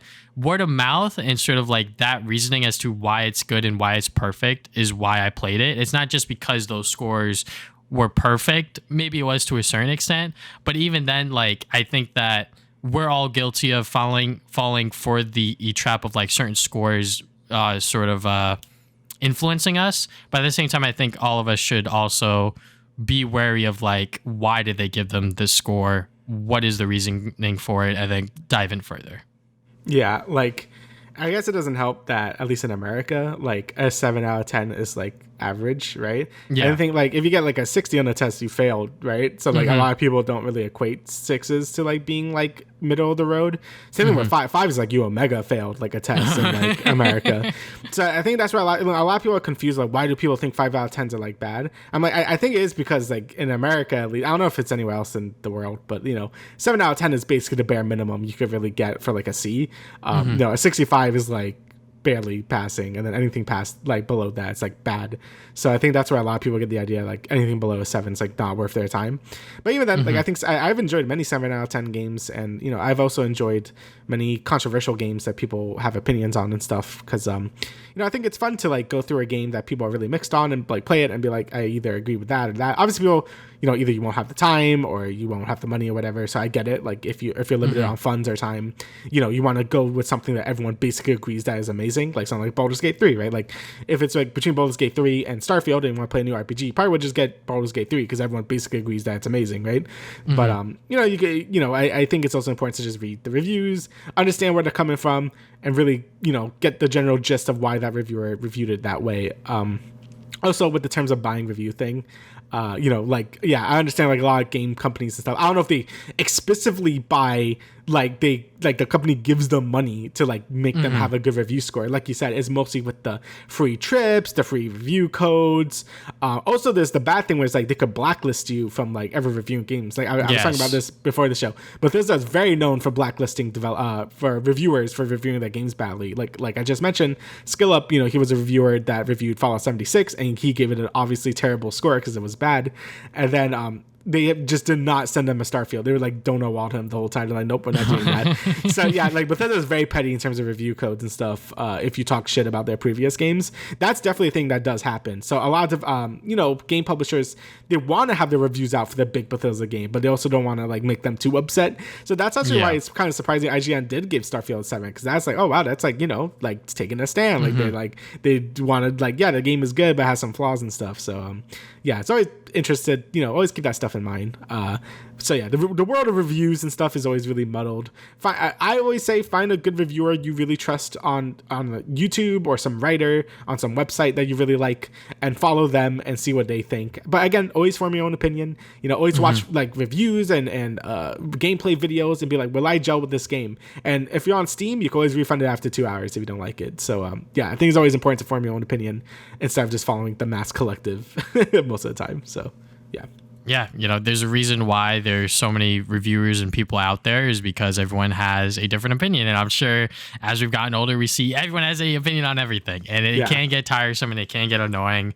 But at the end of the day, when you're trying to buy a product and when you're trying to see if something's good or bad with a piece of media, it's good to see how multiple different perspectives and how multiple different people view it. Because, we may have another Last of Us Part 2 situation where some people are like, oh my God, it's like a 10 out of 10 perfect sequel. And then you got the other half that are like, oh my God, this is like the worst fucking thing ever because of certain things that happen in there. So, it's always a good idea to look out for multiple different people that are talking about the same thing, because, taking in all of those perspectives before you play it or even after you play something is always good. So, Rotten Tomatoes, sort of having, I guess, like this PR firm that was like manipulating scores is kind of crazy. So I wonder how people are going to look at these scores like Metacritic and Rotten Tomatoes more, because personally, I don't fucking look at them at all. If they show up on my timeline where it's like, this is certified fresh, and it's like, all right, well, I didn't really look out for it. It kind of just popped up for me. So, yeah. And was I going to watch that thing anyways? Maybe, maybe not.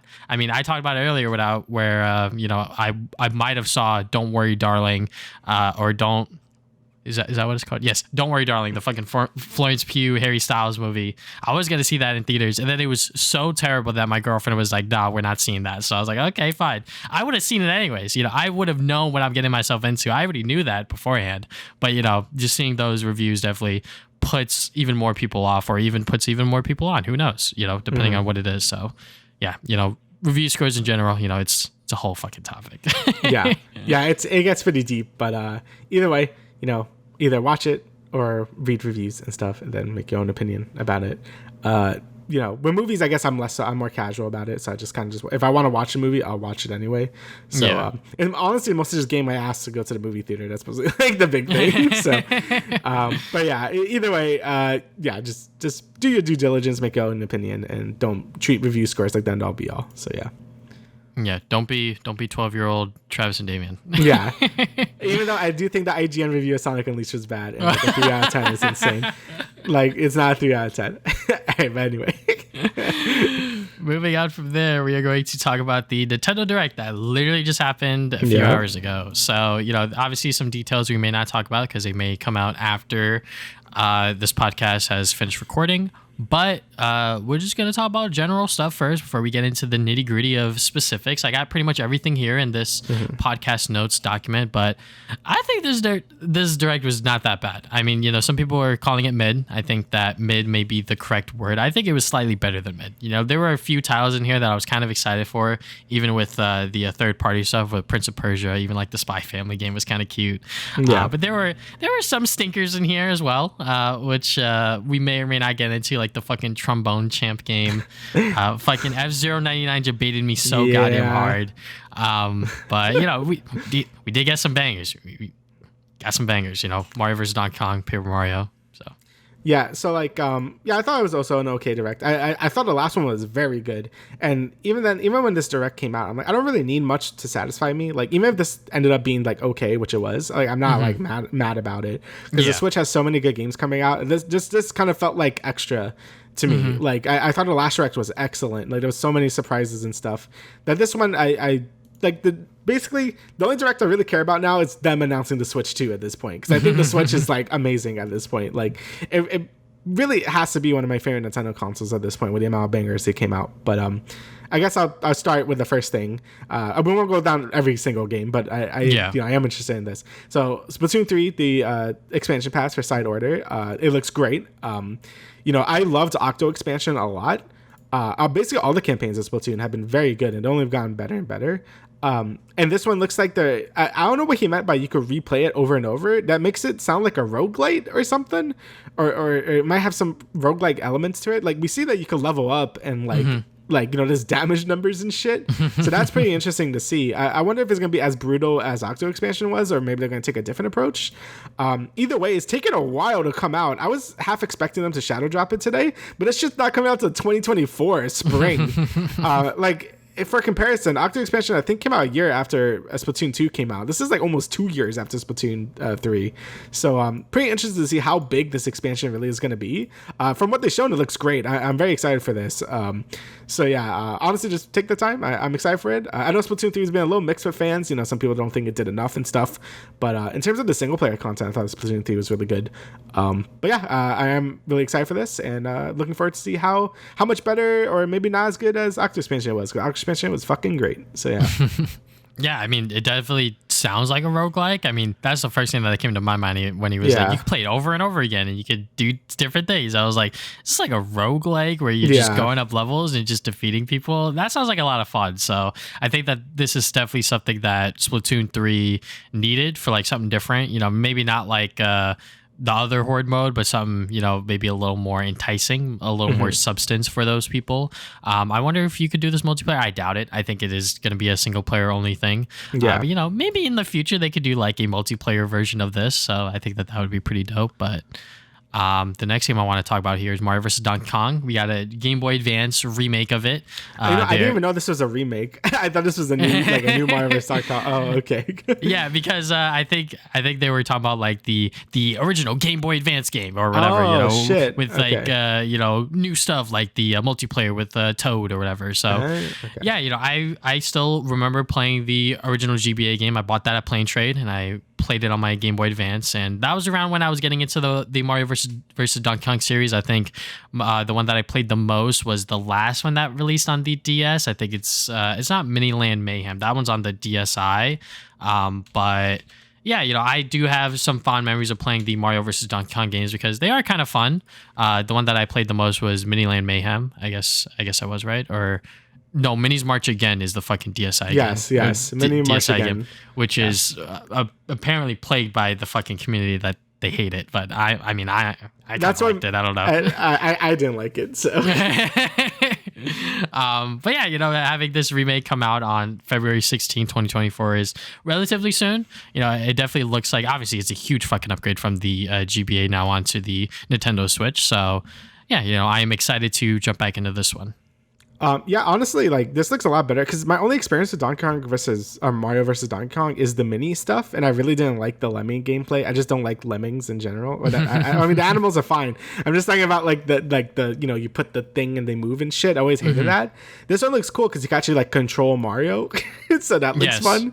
So this definitely caught my eye a lot more than the other ones because I don't really know much about the series besides the mini shit. So this does look a lot better. It depends how expensive it is. I don't know if it's gonna be like 60 or some shit that I know, but if it's like 30, then maybe it looks pretty fun. It is currently $50 on the Nintendo. Oh my god! I said probably not, but either way, it looks kind of fun. God, they really overprice these remakes sometimes. But also, I really don't like the Nintendo doesn't label it remake because it makes things a little more annoying. Like like we'll talk about it later, but they didn't put the remake title on it or whatever. I'm just like, it's just the name of the game. I'm like, okay, I guess, but whatever. Either way, it looks pretty cool. I don't think it's $50 worth, but that would be up to you. So yeah. I mean, I might buy it at launch. We'll see how February is looking because October I might be in debt a little, so we'll see. Yeah, honestly, true. Prince of Persia still looks good. That's going on Switch. I already talked about this during the Summer Game Fest stuff. Looks great. I think the graphical style looks really good. Really fun looking Metroidvania type thing. Still looking for. I won't buy it on Switch, but it does look really good. So yeah. January 18th, you can expect that one to release. All right, you want to talk about Spy Family? Let's see. Yeah, sure. Fuck it. I mean, the Spy Family game really took me by surprise. I was like, what the fuck is this? I was like, why is Spy Family in my Nintendo Direct along with League of Legends? I was like, why is it 2 League of Legends games? Yeah, in this 2 Direct? League of Legends games. Yeah. But anyways, Spy Family or Spy X Anya Operation Memories. It looks like it's just gonna be like a really wholesome game where you're just playing as Anya, creating memories with your family, your fake family, if you will. Yeah. Hold on, every else here. We'll see what gameplay there is, if any at all, other than you just walking around and just doing pretty much like point and click, just like slice of life bullshit. Yeah, pretty much. So yeah, it seems like a very appropriate game to have Anya star in. At least it's not a fucking arena fighter. That like would be anime crazy. Yeah, you just play as Anya. No, she could be on fucking what's his face, the dog, and then she could be a fighter like that. Bond. I always forget his name. Yeah, that'd be funny. I love Bond. But yeah, we were speaking of the League of Legends stuff. Yeah, so Song of Nunu. That's like sort of like you're with fucking Nunu and the fucking wait. Nunu's the guy. Nunu and Willem. Yeah, Willem. That's his name. Yeah. So it's sort of like a like action adventure game. We could use both of them, and like you go through this thing. It actually looks really pretty and stuff. I don't know how the gameplay is going to be. I guess like just standard action adventures type of stuff. But you can see some of the other champions. We saw fucking what's his face, Bram. What was his name? Braum. Braum. There you go. Jesus, it's been a while. I love Braum. Yeah, so Braum was there and stuff. So that's really cool. And yeah, it looks pretty good. The other one also looks really cool. The Bandle Tale. It's just Stardew, but with League of Legends stuff. So you're in Bandle City and you're just some Yordle and you gotta like help fix up Bandle City, I guess. And you can see other Yordle champions. Like I saw Corgi was there, and I think Teemo is probably gonna be there, obviously. But I think that's really cool. I obviously love Stardew Valley, and I think the aesthetics is really cute and really nice to look at. So yeah, it looks like it could be a lot of fun. There's been a lot of Stardew Valley type games, and most of them don't really capture quite the spirit of Stardew Valley. But hopefully this one does. The fishing game minigame looks exactly like Stardew Valley, which honestly that's okay because I actually like the fishing of Stardew. So I guess we'll see. But yeah, it actually looks really cute, and it's coming out next year. So hopefully it's good. Yeah, Song of Nunu. It is going to be $30, which is pretty nice. It's going to be not just on Switch; it's going to be on Steam, freaking GOG, Epic Games. So. Yeah, probably on everything. Yeah. So. Yeah. But yeah, that is pretty dope. Seeing just like use their money to make other League of Legends games is kind of nice. Yeah. But yeah, Song of Nunu, November 1st. I'll probably check it out. Hopefully, if I got the fucking time. Yeah, I really want to check out the Echo game, the Convergence or whatever. Yeah. But it came out at such a bad time. I still want to try it out because it looks really fun. So, but yeah. Yeah. I guess. Which one do you want to do? I guess I just do like just some quick stuff like Super Mario RPG still looks good. I think like graphically it looks really nice. The new like triple attack stuff, like the animations for it look really cool. There's some new post game stuff, like you could fight like the bosses again, but like the super bosses now, so with new mechanics and stuff. Looks really great. I'm very excited for it. November 17th. And the other quick thing, just like Luigi's Mansion 2 HD. Yeah, it's Luigi's Mansion Dark Moon, the HD. Honestly, again, I am really excited to try it out again because I remember not liking it too much when I first played it on 3DS. I actually have never even beaten Luigi's Mansion 3 yet. I thought Luigi's Mansion 3 was great. I just I don't know. I think something else came out at the time, and I just didn't finish it. So I would like to go through both of those games again and play them because I know Luigi's Mansion 2 has some people that really like it. Obviously, I'm in the camp that thought it was like it's all right. So I guess we'll see with this when it comes out. I mean, it still very much looks like a 3DS game. Yeah. Like it just like kind of cleaned up a bit. I think they could have done a little more effort into that, but yeah, I am interested to try the game again. It's coming out summer 2024. I thought it was also going to be October of this year, but I guess not. So yeah. Yeah, I mean, kind of crazy that we're getting another Luigi's Mansion remake. It seems like these Luigi's Mansion games just keep jumping from console to console. Maybe we'll get Luigi's Mansion 1 on the Switch, who knows? But that game came out on the 3DS. But, I've actually never played Dark Moon, which is, kind of weird that they're now just calling it Luigi's Mansion 2, which they should have just called it from the start. Yeah. I guess because they didn't think they'll make a 3, I guess. So. They're like, no one's gonna fucking buy this one, and then they're like, oh shit, it sold really well. Probably make another one. So yeah, just calling it 2 HD is kind of nice. I'm kind of excited to jump into this one. Now that the game's been out for several years now, I've heard a lot of mixed things about it. So I wonder how this HD remake is going to hold up. They did have like online play or whatever the hell that was. That looked kind of weird. Yeah. So basically, it's like, you get like 4 Luigis and you go through like this tower and like just kill a bunch of ghosts. People love that mode. Like people really stand by them. I mean, it's in 3 as well, so people really like it. I heard nothing but good things about that. Even people that don't like Luigi's Mansion 2 say the online is really good. So that's good. I never really played it myself, so I can't really comment on it. I just heard it was good. So yeah. One thing I want to talk about here, which was kind of weird. I'm sure a lot of people were thrown off by this and was like, what the fuck is this game? Another Code Recollection. So this is a remaster of 2 games. One is Two Memories. It's a 2005 DS game.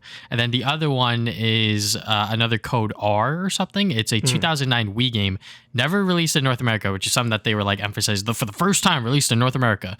And it's coming out early next year, January 19th, 2024.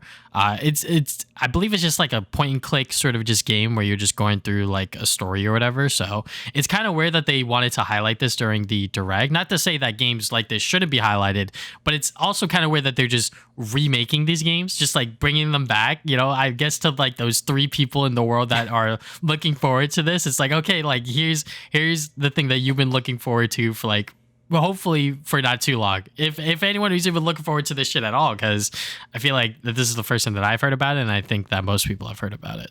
Hey man, I always really like it when games that were exclusive to Japan come to America or just any English speaking country for the first time, because Xenoblade wouldn't be a thing if that wasn't the case. Yes. So and obviously I fucking love Xenoblade. So if it wasn't for that, for Project Rainfall, then none of that would have happened. So it's always nice to see even if it's a more niche thing, maybe it can find some success like in the States and stuff. So I think that's always really cool when this stuff happens. Mostly because it's not even like it's like a remake and stuff, which is cool. Yeah.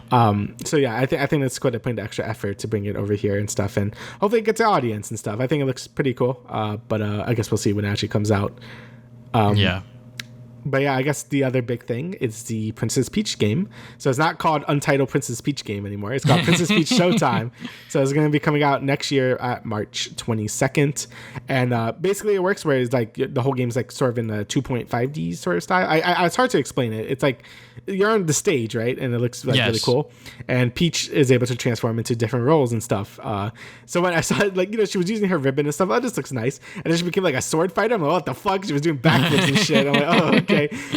So I think the game looks really good. Like graphics wise, it looks great. Like I think Peach looks really good. Like the environments look really nice.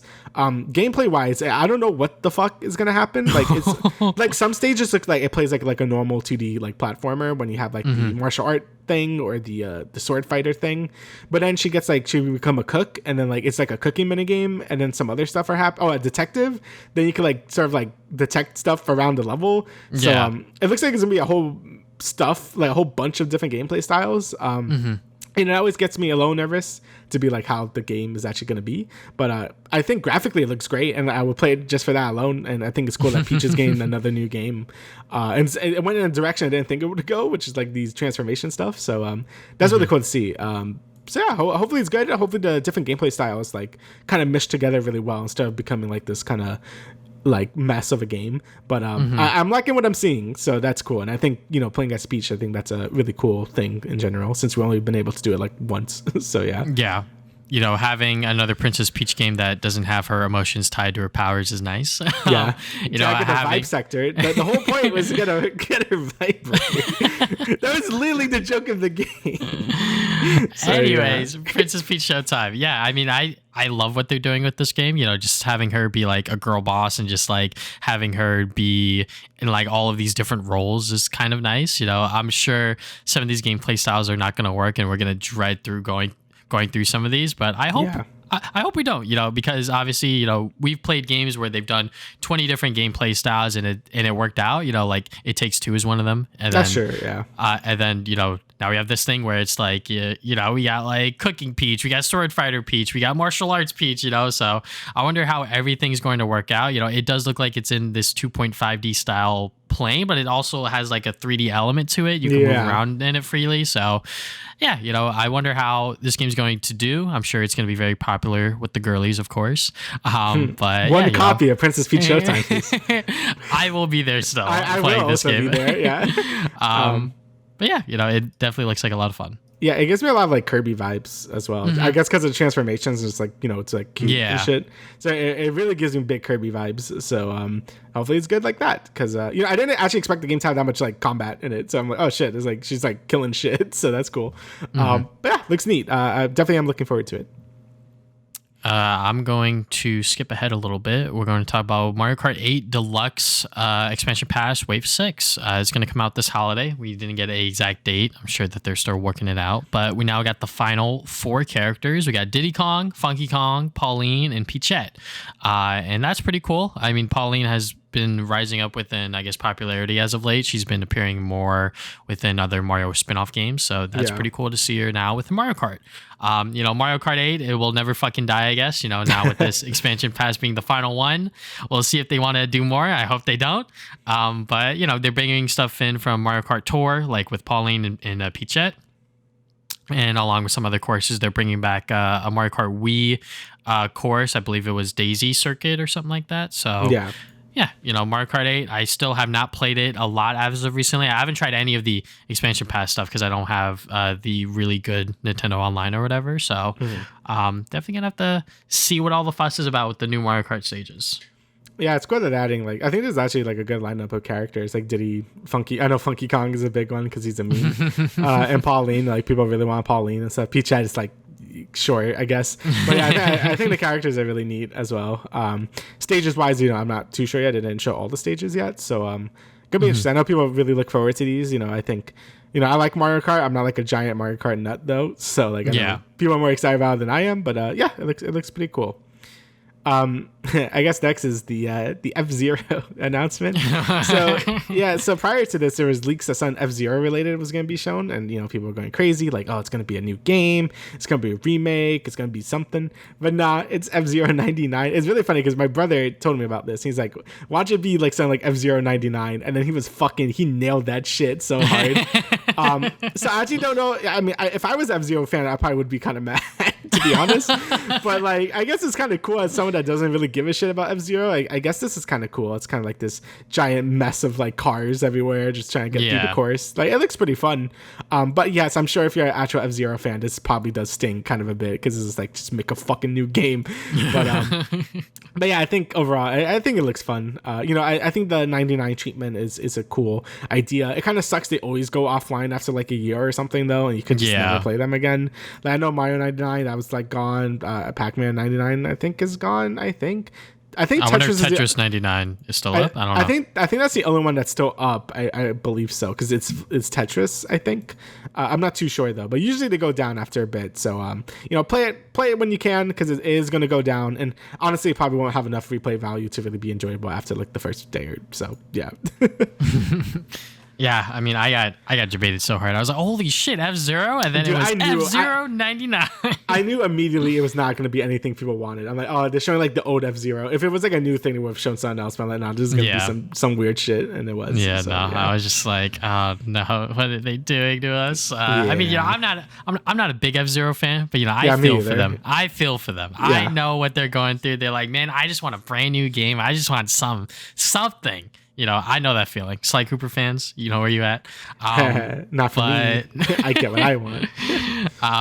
F-Zero 99, it's another battle royale thing that Nintendo is pushing. It's free for Switch members or Switch Online members, which, you're pretty much going to have to buy that to play online anyway. So, if there's something you want to try out, there's no cost to it. So, yeah, hopefully it sticks around, a decent amount of time for people to try it out. But yeah.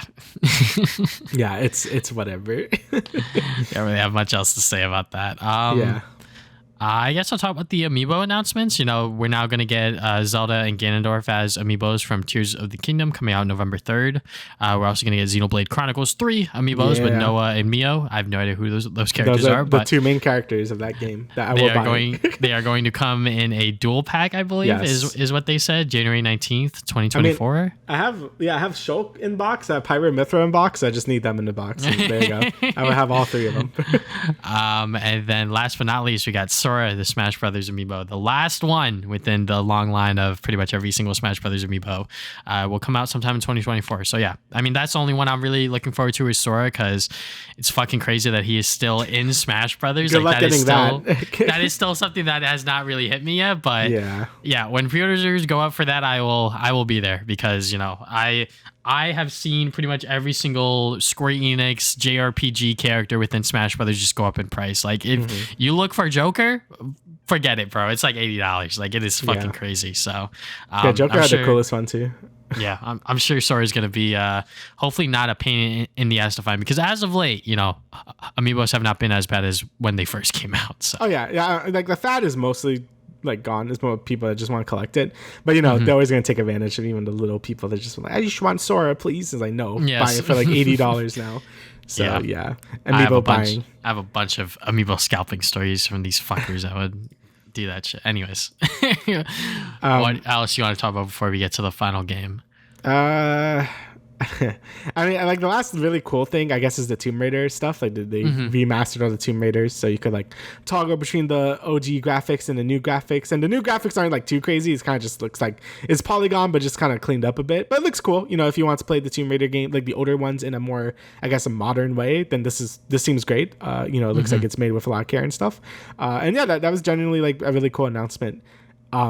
And really, the only last thing I want to talk about besides the last thing is the trombone champ thing. That is a thing that they're doing on Switch. Dude, I don't know if that game is that hard to play or not, but like that person seemed really bad. I don't know if it's actually is it really that hard? It doesn't look that bad. I don't know. Maybe the controls are ass or something. Yeah, I don't know. But either way, a meme game. It's on Switch now, so you could play it. But yeah. Yeah, now we got the big boy. They pretty much recapped everything, and then they're like, all right, we got one more announcement. And then I was like, all right, what is this? And then I saw Paper Mario, and I was like, what is this shit? And then I saw the Thousand Year Door characters, and I was like, is this Thousand Year Door? And then I was like, holy shit, it's a Thousand Year Door remake, enhanced graphics, whatever you want to call it. It's coming out in 2024. This is a huge fucking dub for Paper Mario fans, because this is like, they will die on this hill to be like, this is the best one ever. This is literally the best one ever. And it is so hard to get because it is so expensive on the GameCube physically. And obviously, you can play it on Dolphin emulator or whatever, but it's not the same. It's not the same for me personally. I don't want to sit at my computer monitor playing it with the nice fancy graphics. I want to play it on the fucking dog shit CRT on my GameCube, and now we're going to get it on the Switch with enhanced graphics. And I think that is awesome. It's actually funny that I've never beaten Thousand Year Door. I have played and beat Paper Mario, the original, Super Paper Mario, and I've played like half of Thousand Year Door, but I've never finished it for some reason. I own it physically. I have the physical game like there, for GameCube and all that. I have the Plain Trade sticker that shows it for like $15. I'm like, I get fucked. So because now I can sell this shit for like a lot of money, but I won't do that. So I think this is really cool. I mean, I'm so happy Nintendo is actually releasing good, even though they're remakes. And I know people are probably going to complain too many remakes and stuff. I get it. But whatever. I'm so happy that we're getting actual Mario RPGs again. It feels so good to get good Mario RPGs again. Even though they're remakes, Mario RPG and this are both remakes, but they look great. They look so good. The graphics of Thousand Year Door look so good. Like, they basically took like the best thing about modern Paper Mario, which is the graphics. Like, because Origami King looks fucking great, but the game is still like whatever. Like, like combat still sucks. Like, it's whatever. But you take those graphical improvements and put it to a good Paper Mario game, and then we're cooking now. Like, it looks so good. And I'm actually excited to actually finish this game now. I can actually play through the whole thing, because I haven't done that before. And I'm surprised they're like doing Thousand Year Door. I thought they would do the original Paper Mario first, then go Thousand Year Door. But they're just like, nah, we know people want this one instead, so we're gonna do this one instead. So I think it looks great. I know argument too many remakes and whatever, but dude, whatever. I'm just gonna take it. I've never been the one to actually complain too much about video game remakes, because usually they're like better than the original and they look so good. So I've never been one to actually complain about that, but I know a lot of people are. But whatever. I'm excited. Hopefully we could get like good original Paper Marios again. Like, I know Origami King is like okay and stuff, but nah, man, I want it like this, like I want it like this.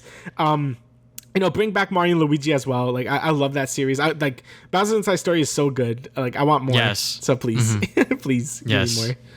I'm thinking that they decided to do this game not just because it's so beloved and fan favorite, but I have a theory that they're going to put Paper Mario on the N64 on Switch Online at some point between now and the game's release to, you know, get people excited to play Paper Mario again. So, yeah, you know, Thousand Year Door, I have heard its praises sung way too many times. I'm sure that they're going to do some things differently.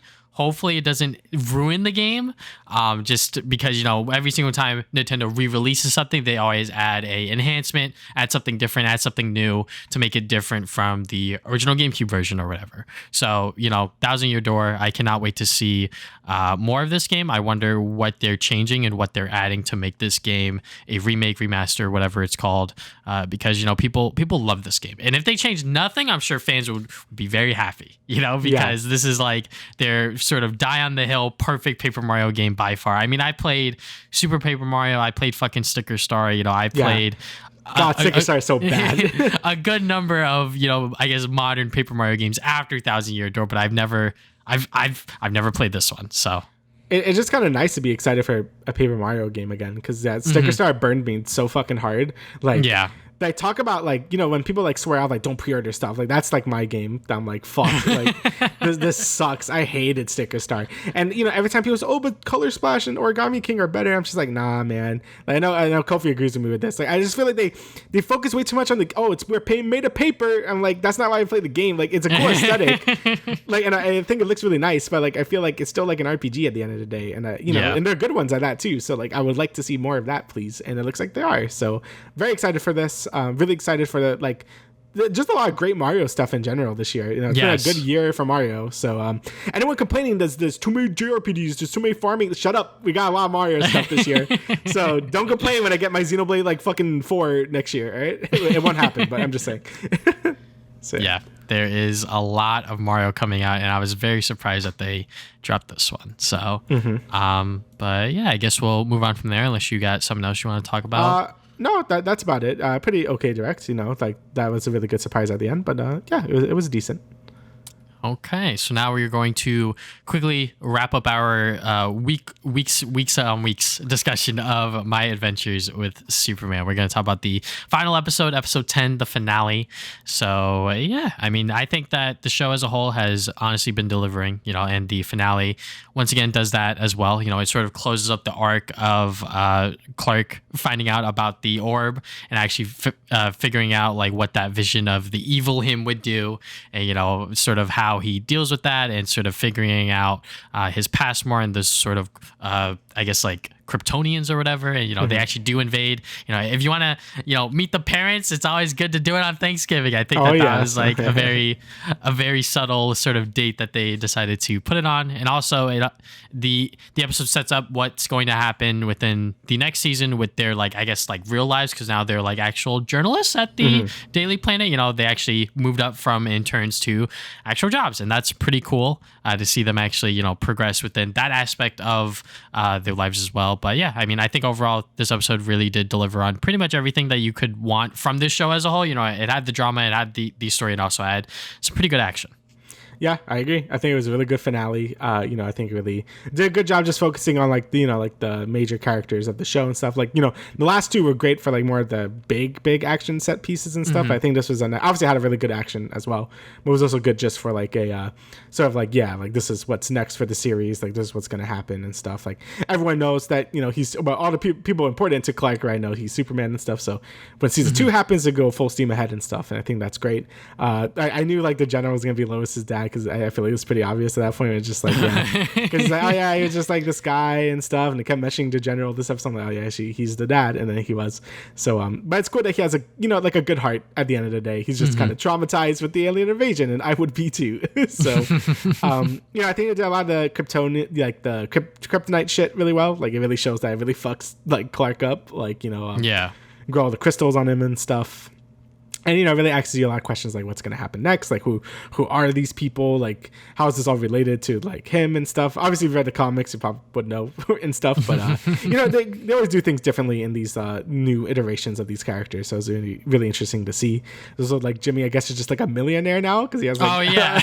he has like a bunch of money from selling flame birds, so that's cool. It kind of reminds me of the plot point from Steven Universe when like Steven's dad just got rich like in one episode, and then it just became a plot point where he could just kind of buy whatever for them. So that's pretty funny. So I guess that's just gonna be a thing now. But yeah, I thought it was great. Like I thought a lot of the emotional stuff was really good. Like with like him and Lois, I really like their relationship together. I really like Clark's parents as well. Like his I guess his human parents. Like they look really nice and caring and shit. And I think all the characters are just great in the show. Like I obviously like the show. The whole Lois stuff with her figuring out about Superman might have I guess brush people the wrong way, but I still feel like she's a really solid character. I feel like everyone is like in this show. Like I was saying, like I think Clark, Superman in general is like one of the highlights of the show of being like a really like good character. Because again, I don't really read a lot of Superman. I don't really like consume a lot of Superman, but he's always been portrayed as really stoic and stuff. And I think having this more like I guess sensitive side of the character is like more engaging to me, I guess. But yeah, overall, it's just a super solid show. Like I've really been enjoying it a lot. And I hope it's like successful enough to get like a really nice like run. Like I don't want it to be like I think it's guaranteed to get a second season, but like hopefully it could keep going after that so they could tell the full story they want to tell. So yeah. Yeah, I don't want another spectacular Spider-Man. Yeah, I was gonna say that. I don't want another spectacular Spider-Man situation. So please, don't do this to me. But there's no deals going on, right? So even though we get canceled internally. So. Yeah. But yeah, I think that the show as a whole has been awesome, fantastic, been delivering on pretty much making Superman a much more relatable character to modern audiences, and just making him a much more likable character and get people much more invested into Superman as a whole. And I think that this finale was great. I had no idea that the general was going to be the dad. I was kind of confused at first. I was like, that's the fucking general, right? And then Clark straight up said it. I was like, oh, okay. Good. I'm not stupid. Okay, good. Okay. I kept mentioning it in general this episode, and Lois's dad is missing. I'm like, oh, he's definitely gonna be the dad, and I'm like, there it is. So. Yeah. And she was like, I'm gonna help you find the general. I was like, he's right there. Yeah, I think he's right behind me. Yeah. And he's like, what do you look without glasses? I was like, that is way too on the fucking nose, bro. Yeah. But yeah, I mean, also Jimmy just becoming a millionaire. I think that might be a plot point within the next season. I think Daily Planet's gonna like mess with it too much, and because he sold it off, he's not gonna have like creative control over it. So now he's gonna be like, fuck, man, like my thing that I sold millions of dollars for, was it actually worth it? Kind of thing. I hope that becomes like a plot point in the next season. But yeah, I'm excited to see where this version of Superman takes us. And yeah, it's going to be sad that we're not going to get more episodes for a bit, but it is what it is. Yeah. I'm happy I had a really good release schedule though. Like it was just like week after week. Like this, so many other Western cartoons that come out when it's just like wait like 40 fucking years until you get another episode of Steven Universe. And I keep bringing up Steven Universe, which it's kind of I like that show. Okay, so but yeah, like the hiatus between episodes was so bad in that series. I'm happy I would rather just get the full season than like wait like a year until the next one. But either way, really good show. I really enjoyed it. Again, as someone that never really enjoyed Superman, this has been like really great. So yeah. All right, so now we're going to get into the final part of the show. Ahsoka, episode 4 and 5, probably the highlight of the season so far. We're going to talk about spoilers because why not? Also, they've been spoiling it on Twitter rapidly. Star Wars fans don't know how to fucking shut up about anything. Oh, it was like instant. There's Anakin. Yeah, nope, literally instantly, which is why when episode 4 dropped, my girlfriend actually got spoiled because she went to go look up if like the episode was out, and she was like, oh, yep, I saw something. I was like, okay, don't tell me. So then when episode 5 was coming out, because of obviously how episode 4 ended, she was like, we're watching the shit when it comes out, which we did. We watched it as soon as it came out because there was a lot of rumors and speculations about a flashback to the Clone Wars. We're going to see Anakin Hayden Christensen in the Clone Wars outfit, which we did, and everything like that. But just like as a whole, before I asked Damian what he thought of it, because he is a non-Clone Wars watcher, I thought these 2 episodes were great, fantastic. I think episode 5 can stand on its own. You can really show that to anyone that loves Anakin and sort of loves Star Wars in general and sort of that side of the universe. But at the same time, I'm just like, this is a lot of fan service, like there's a lot of things going on here that, it would probably still work within animation, but because Dave Filoni fucking cooked, because this guy knows what he's doing, because he directed episode 5 so well, I'm just like, yeah, nah, this is like awesome. It's amazing. It's fantastic. I think I still like episode 4 more because it dealt with Ahsoka and her crew a lot. Episode 5 obviously has its standout moments, which we will talk about, but I just think that episode 4 is just a much better episode for Ahsoka as a whole. But I think episode 5 is just like awesome, fantastic fan service that you could really show to anyone. So yeah, I mean, I think that's fair. Like, episode 4 is obviously like with the main plot and stuff, so like a lot of good lightsaber fights and stuff, and them like losing, and I think a lot of the action in that episode was really good, and then obviously like leaving to the other galaxy and stuff. Like, obviously, like I think episode 4 definitely is like the more like if you're just watching it, like it just makes more sense. But if you're, I feel like most people kind of know about Anakin and Ahsoka's relationship. Like, I don't feel like that's like too big of a disconnect for a lot of people. Yeah. At this point, so like I don't know. I feel like episode 5 still like stands even as someone that doesn't watch it, because I think everyone fucking knows that Ahsoka and Anakin were Padawan master and stuff like that. And I thought it was great as well. It's cool to see like the Clone Wars, even if it was like just a little bit of it be like sort of in live action, I guess. Seeing like tiny Ahsoka like as kid fun. It's kind of funny because with animation and stuff, whenever someone's like 14 or something, like they kind of just look like normal, but in real life, when you see like an actual 14-year-old, oh yeah, that is a child. Like just like engaging in war, so that is fun. But yeah, it was kind of cool to see Ahsoka kind of get into grips with like what she needs to do and stuff. And I also really like Anakin's character and sort of like this, I don't even know where the fuck they were. Like they were like in some weird, someone said like world between worlds or something. Yes, I'm like, okay, that is what it's called. Okay, so I guess that's where they were. But I like how they didn't portray Anakin as like sort of like a purely evil guy, because he kind of isn't. He kind of just like was misguided by a lot of things, and like he has like like opinions, I guess, on things. He's just like is pretty like they say he's very intense and stuff, because obviously he's Darth Vader and stuff, and he does betray the Jedi Council and all that stuff. But I think he does have good messaging for Ahsoka, and I think he does like care for her a lot still, like even though like all the bad stuff happened and all that, like I think he is still like trying to be an okay master to her, even though with all the stuff that happened. So and the show really want to make clear, like, yes, he has Darth Vader. He has his red lightsaber in here. I mean, I saw people clowning on the shots where it's like I thought it looked kind of cool. But, yeah, I mean, wait. You can. It's not subtle. Yeah. It's not subtle whatsoever. But it looked fucking cool, it right? Does look cool. It looked cool. Yeah. Like Dave Filoni, my God, man, that directing was fucking insane. Just like those flashes of seeing him as Anakin, and then it goes back to Darth Vader, then it goes back again. I was just like, man, like that was fucking awesome. Like that is like good fan service where I'm like, okay, yeah, like I'm sold, because it looked so cold. Like I was just like, man, that just looks so cool. So, but yeah, just to like, hammer it home to make sure that, the audience knows that, hey, like Anakin was Darth Vader, so. I guess it's needed for people that really don't know, like anything about Star Wars. Yeah, anything about Star Wars. Like obviously I know a bit, so like I'm like, yes, I understand. It looks cool. But like I get it. Like I know, but for some people it's like, what? He was Darth Vader? I'm sure there's some people that don't know that. So I feel it was a necessary evil and stuff like that.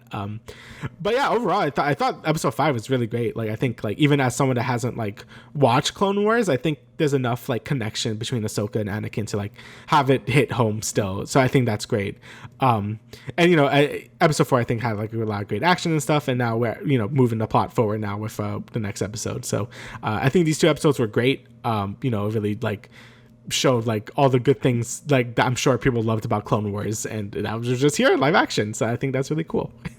Yeah, I mean, I'm still a fucking live action hater. I still wish that this show was animated. Yeah, it should have been animated. I do agree. Like, I feel like there's not a lot of reason for it to not be animated, other between to get more people to watch it, right? Because more people are inclined to watch something that's not animated. So yeah, 100%. I just hate that there is still that stigma that people have with animation, where it's like, oh, like I don't want to watch it, because like there's people out there that are like, they should make a show and they show like live action Anakin, I saw that, Ahsoka, and then Rex. And I'm like, there is a fucking show. It's called Star Wars: The Clone Wars. It's an anthology series. It's a CGI animated show. You can literally jump between different arcs. You don't have to watch every single episode. There's also cool episodes with Obi-Wan Kenobi, and obviously with Anakin, Captain Rex, and Ahsoka. But it's like, people like, it's got to be live action. You got to bring Hayden Christensen back to be Anakin. And I'm like, you don't have to do that. You want them to do that because you like Hayden Christensen in that role, and you like seeing him as Anakin.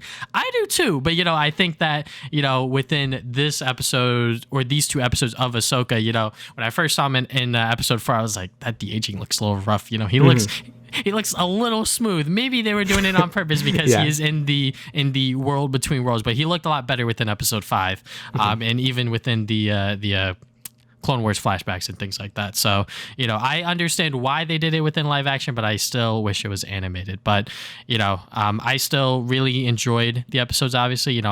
I still really liked what they did with Ahsoka's character within episode 5 to make it like, her hearkening back to sort of be like, she still has this guilt in this sort of thing that she lives with where it's like, I could have saved Anakin or like I could have helped him within some way, but she was stuck on Mandalore fighting that battle because like you see it within the episode where she's like, but you were gone for like, at this point, like you weren't here for this battle or whatever. And, her point being like, oh, is it because you went to the dark side? And he's like, you don't fucking get it. And I was like, oh, shit. He's being kind of blunt with it, but she doesn't really get it at that point. But yeah, just having her, fight it out with Anakin and sort of figure out like what is bringing her to this sort of conclusion within her mind and sort of close that chapter within her book. And people were I guess making comparisons when she like went back into the water with like I guess like cleansing herself with like baptism or some shit like that. I was like, I guess I don't know if you're gonna make comparisons like that. I'm not a religious person. I'm not gonna knock you if you are, but I was just like, okay, like those are like pretty neat comparisons. But yeah, Dave Filoni, he fucking cooked. He cooked, just like writing this show as a whole. But, every single episode that he has directed, episode 1 and episode 5, it was just like, it's perfect, honestly. Yeah, it makes sense because, I mean, this is kind of what it's been leading up to. Like, I know this is like, this is like his shit. You know what I mean? Like he loves this. Like this is like his characters and stuff. Like he's really done a lot for Clone Wars and like these characters. So it makes sense that he wants to give them like the best possible thing he could with like this series. So that's really cool to see. I know Twitter is always more critical about stuff like this, but I feel like things are critical for are things I'm like not that big of a deal. So again, I really do need to watch Clone Wars. I know I really do need to watch the series. You don't have to watch every episode. You just have to watch the good ones. Yeah, pretty much. It's fucking Naruto. But no, I think these 2 episodes are really good. Again, even with like just base knowledge, I think it was able to hit pretty good. So again, as long as like Ahsoka and Anakin were like Master and Padawan, like I don't really think there's much else you really need. I think the show actually does do a pretty good job of getting people that haven't watched Clone Wars to like get it. So even Rebels, because you haven't watched Rebels and you kind of understand what's going on, right? So, I understand what's going on with the Rebel characters for the most part. And, I guess just going back to episode 4 with the other characters, because, obviously like the big focal point for the Ahsoka show now is, that episode with Anakin, because episode 5 was in theaters. Like that was like a thing. And there were people lining out, really? Going out the door. Yeah, no, it was fucking crazy. Like I didn't go there because there wasn't any within our area. Yeah. But I know my girlfriend definitely wanted to go, but she was like, I'll watch it at home. It's okay. And I was like, okay, yeah, that's fine. That's fair enough. But yeah, just like going back to the other characters, that fight with Sabine and Shin, that was pretty cool. I think that Sabine as a character, when she was talking to Baylan, that was like a really, really like strong and powerful moment, I'm sure, for some people, especially if you watch Rebels, where it's like she really does care for Ezra, and she's like, she's supposed to destroy it, and her and Ahsoka were supposed to stick together, but obviously, fucking Huang was like, these motherfuckers, they don't listen. They never listen. They don't listen to my call outs. These motherfuckers do not listen. So, but yeah, Baylan has been a fantastic antagonist. He is very much like a Sith Lord that is understanding of like what's happening within, I guess, the other side, with Ahsoka and Sabine being, being able to take control of those emotions of her. And now, I guess she's like a prisoner, and hopefully she'll see Ezra. Who knows? There's only like a few episodes left within the show. So yeah, now that we are moving the plot along, there are 3 more episodes, just to confirm, 8 episodes in total. So we still got a decent amount to go, and I hope that they are able to actually stick this landing, even though after all of the fan service stuff that we've now had within, I guess, like the middle of the season. But yeah, so far so good. I'm enjoying Ahsoka. Still wish it was animated, but I'm not gonna knock it for doing a lot of things correctly within its live action sort of medium. Because like you said, seeing Ahsoka as like an actual child, I was like, oh fuck yeah, no, she was like literally a kid in the Clone Wars. So yeah, you never really think about that because in animated, it goes like anime logic where it's like if someone's 14, you look like they're 18 or something. So like, when you see like, oh yeah, she's just like a little child, it is weird. So yeah. Mm-hmm. Yeah, and I definitely really, really love that first talk that Anakin and Ahsoka had within that first flashback within the Clone Wars thing, because it was like my first mission, and he's trying to teach her in a certain way of not just being a Jedi but also being a warrior and shit like that. So then because she was taught during the Clone Wars, she's like, is this all there is to be a Jedi, is to be a warrior? But like obviously like there's other stuff in there that I guess she maybe forgot about, or maybe just didn't 100% click with her, but yeah, it's a great time. So hopefully it does stick the landing. I think. I mean, I don't think Star Wars shows have the same issue where like the finales are bad, like the Marvel shows do. But if anything, like Mandalorian season 3 was like the opposite, like Marvel stuff, where it's like the finale was great and like the rest of it was like kind of okay. So we'll see how this turns out. And yeah, I'm just interested to see if they're gonna continue with like Ahsoka as a character, or maybe she's done after this. Like, it's gonna be interesting to see what they do with her. If they want to just like maybe end her arc here, because again, same thing with the MCU. I feel like nothing's ever able to end in Star Wars, and it kind of gets annoying. But I guess we'll see what happens at the end here. So.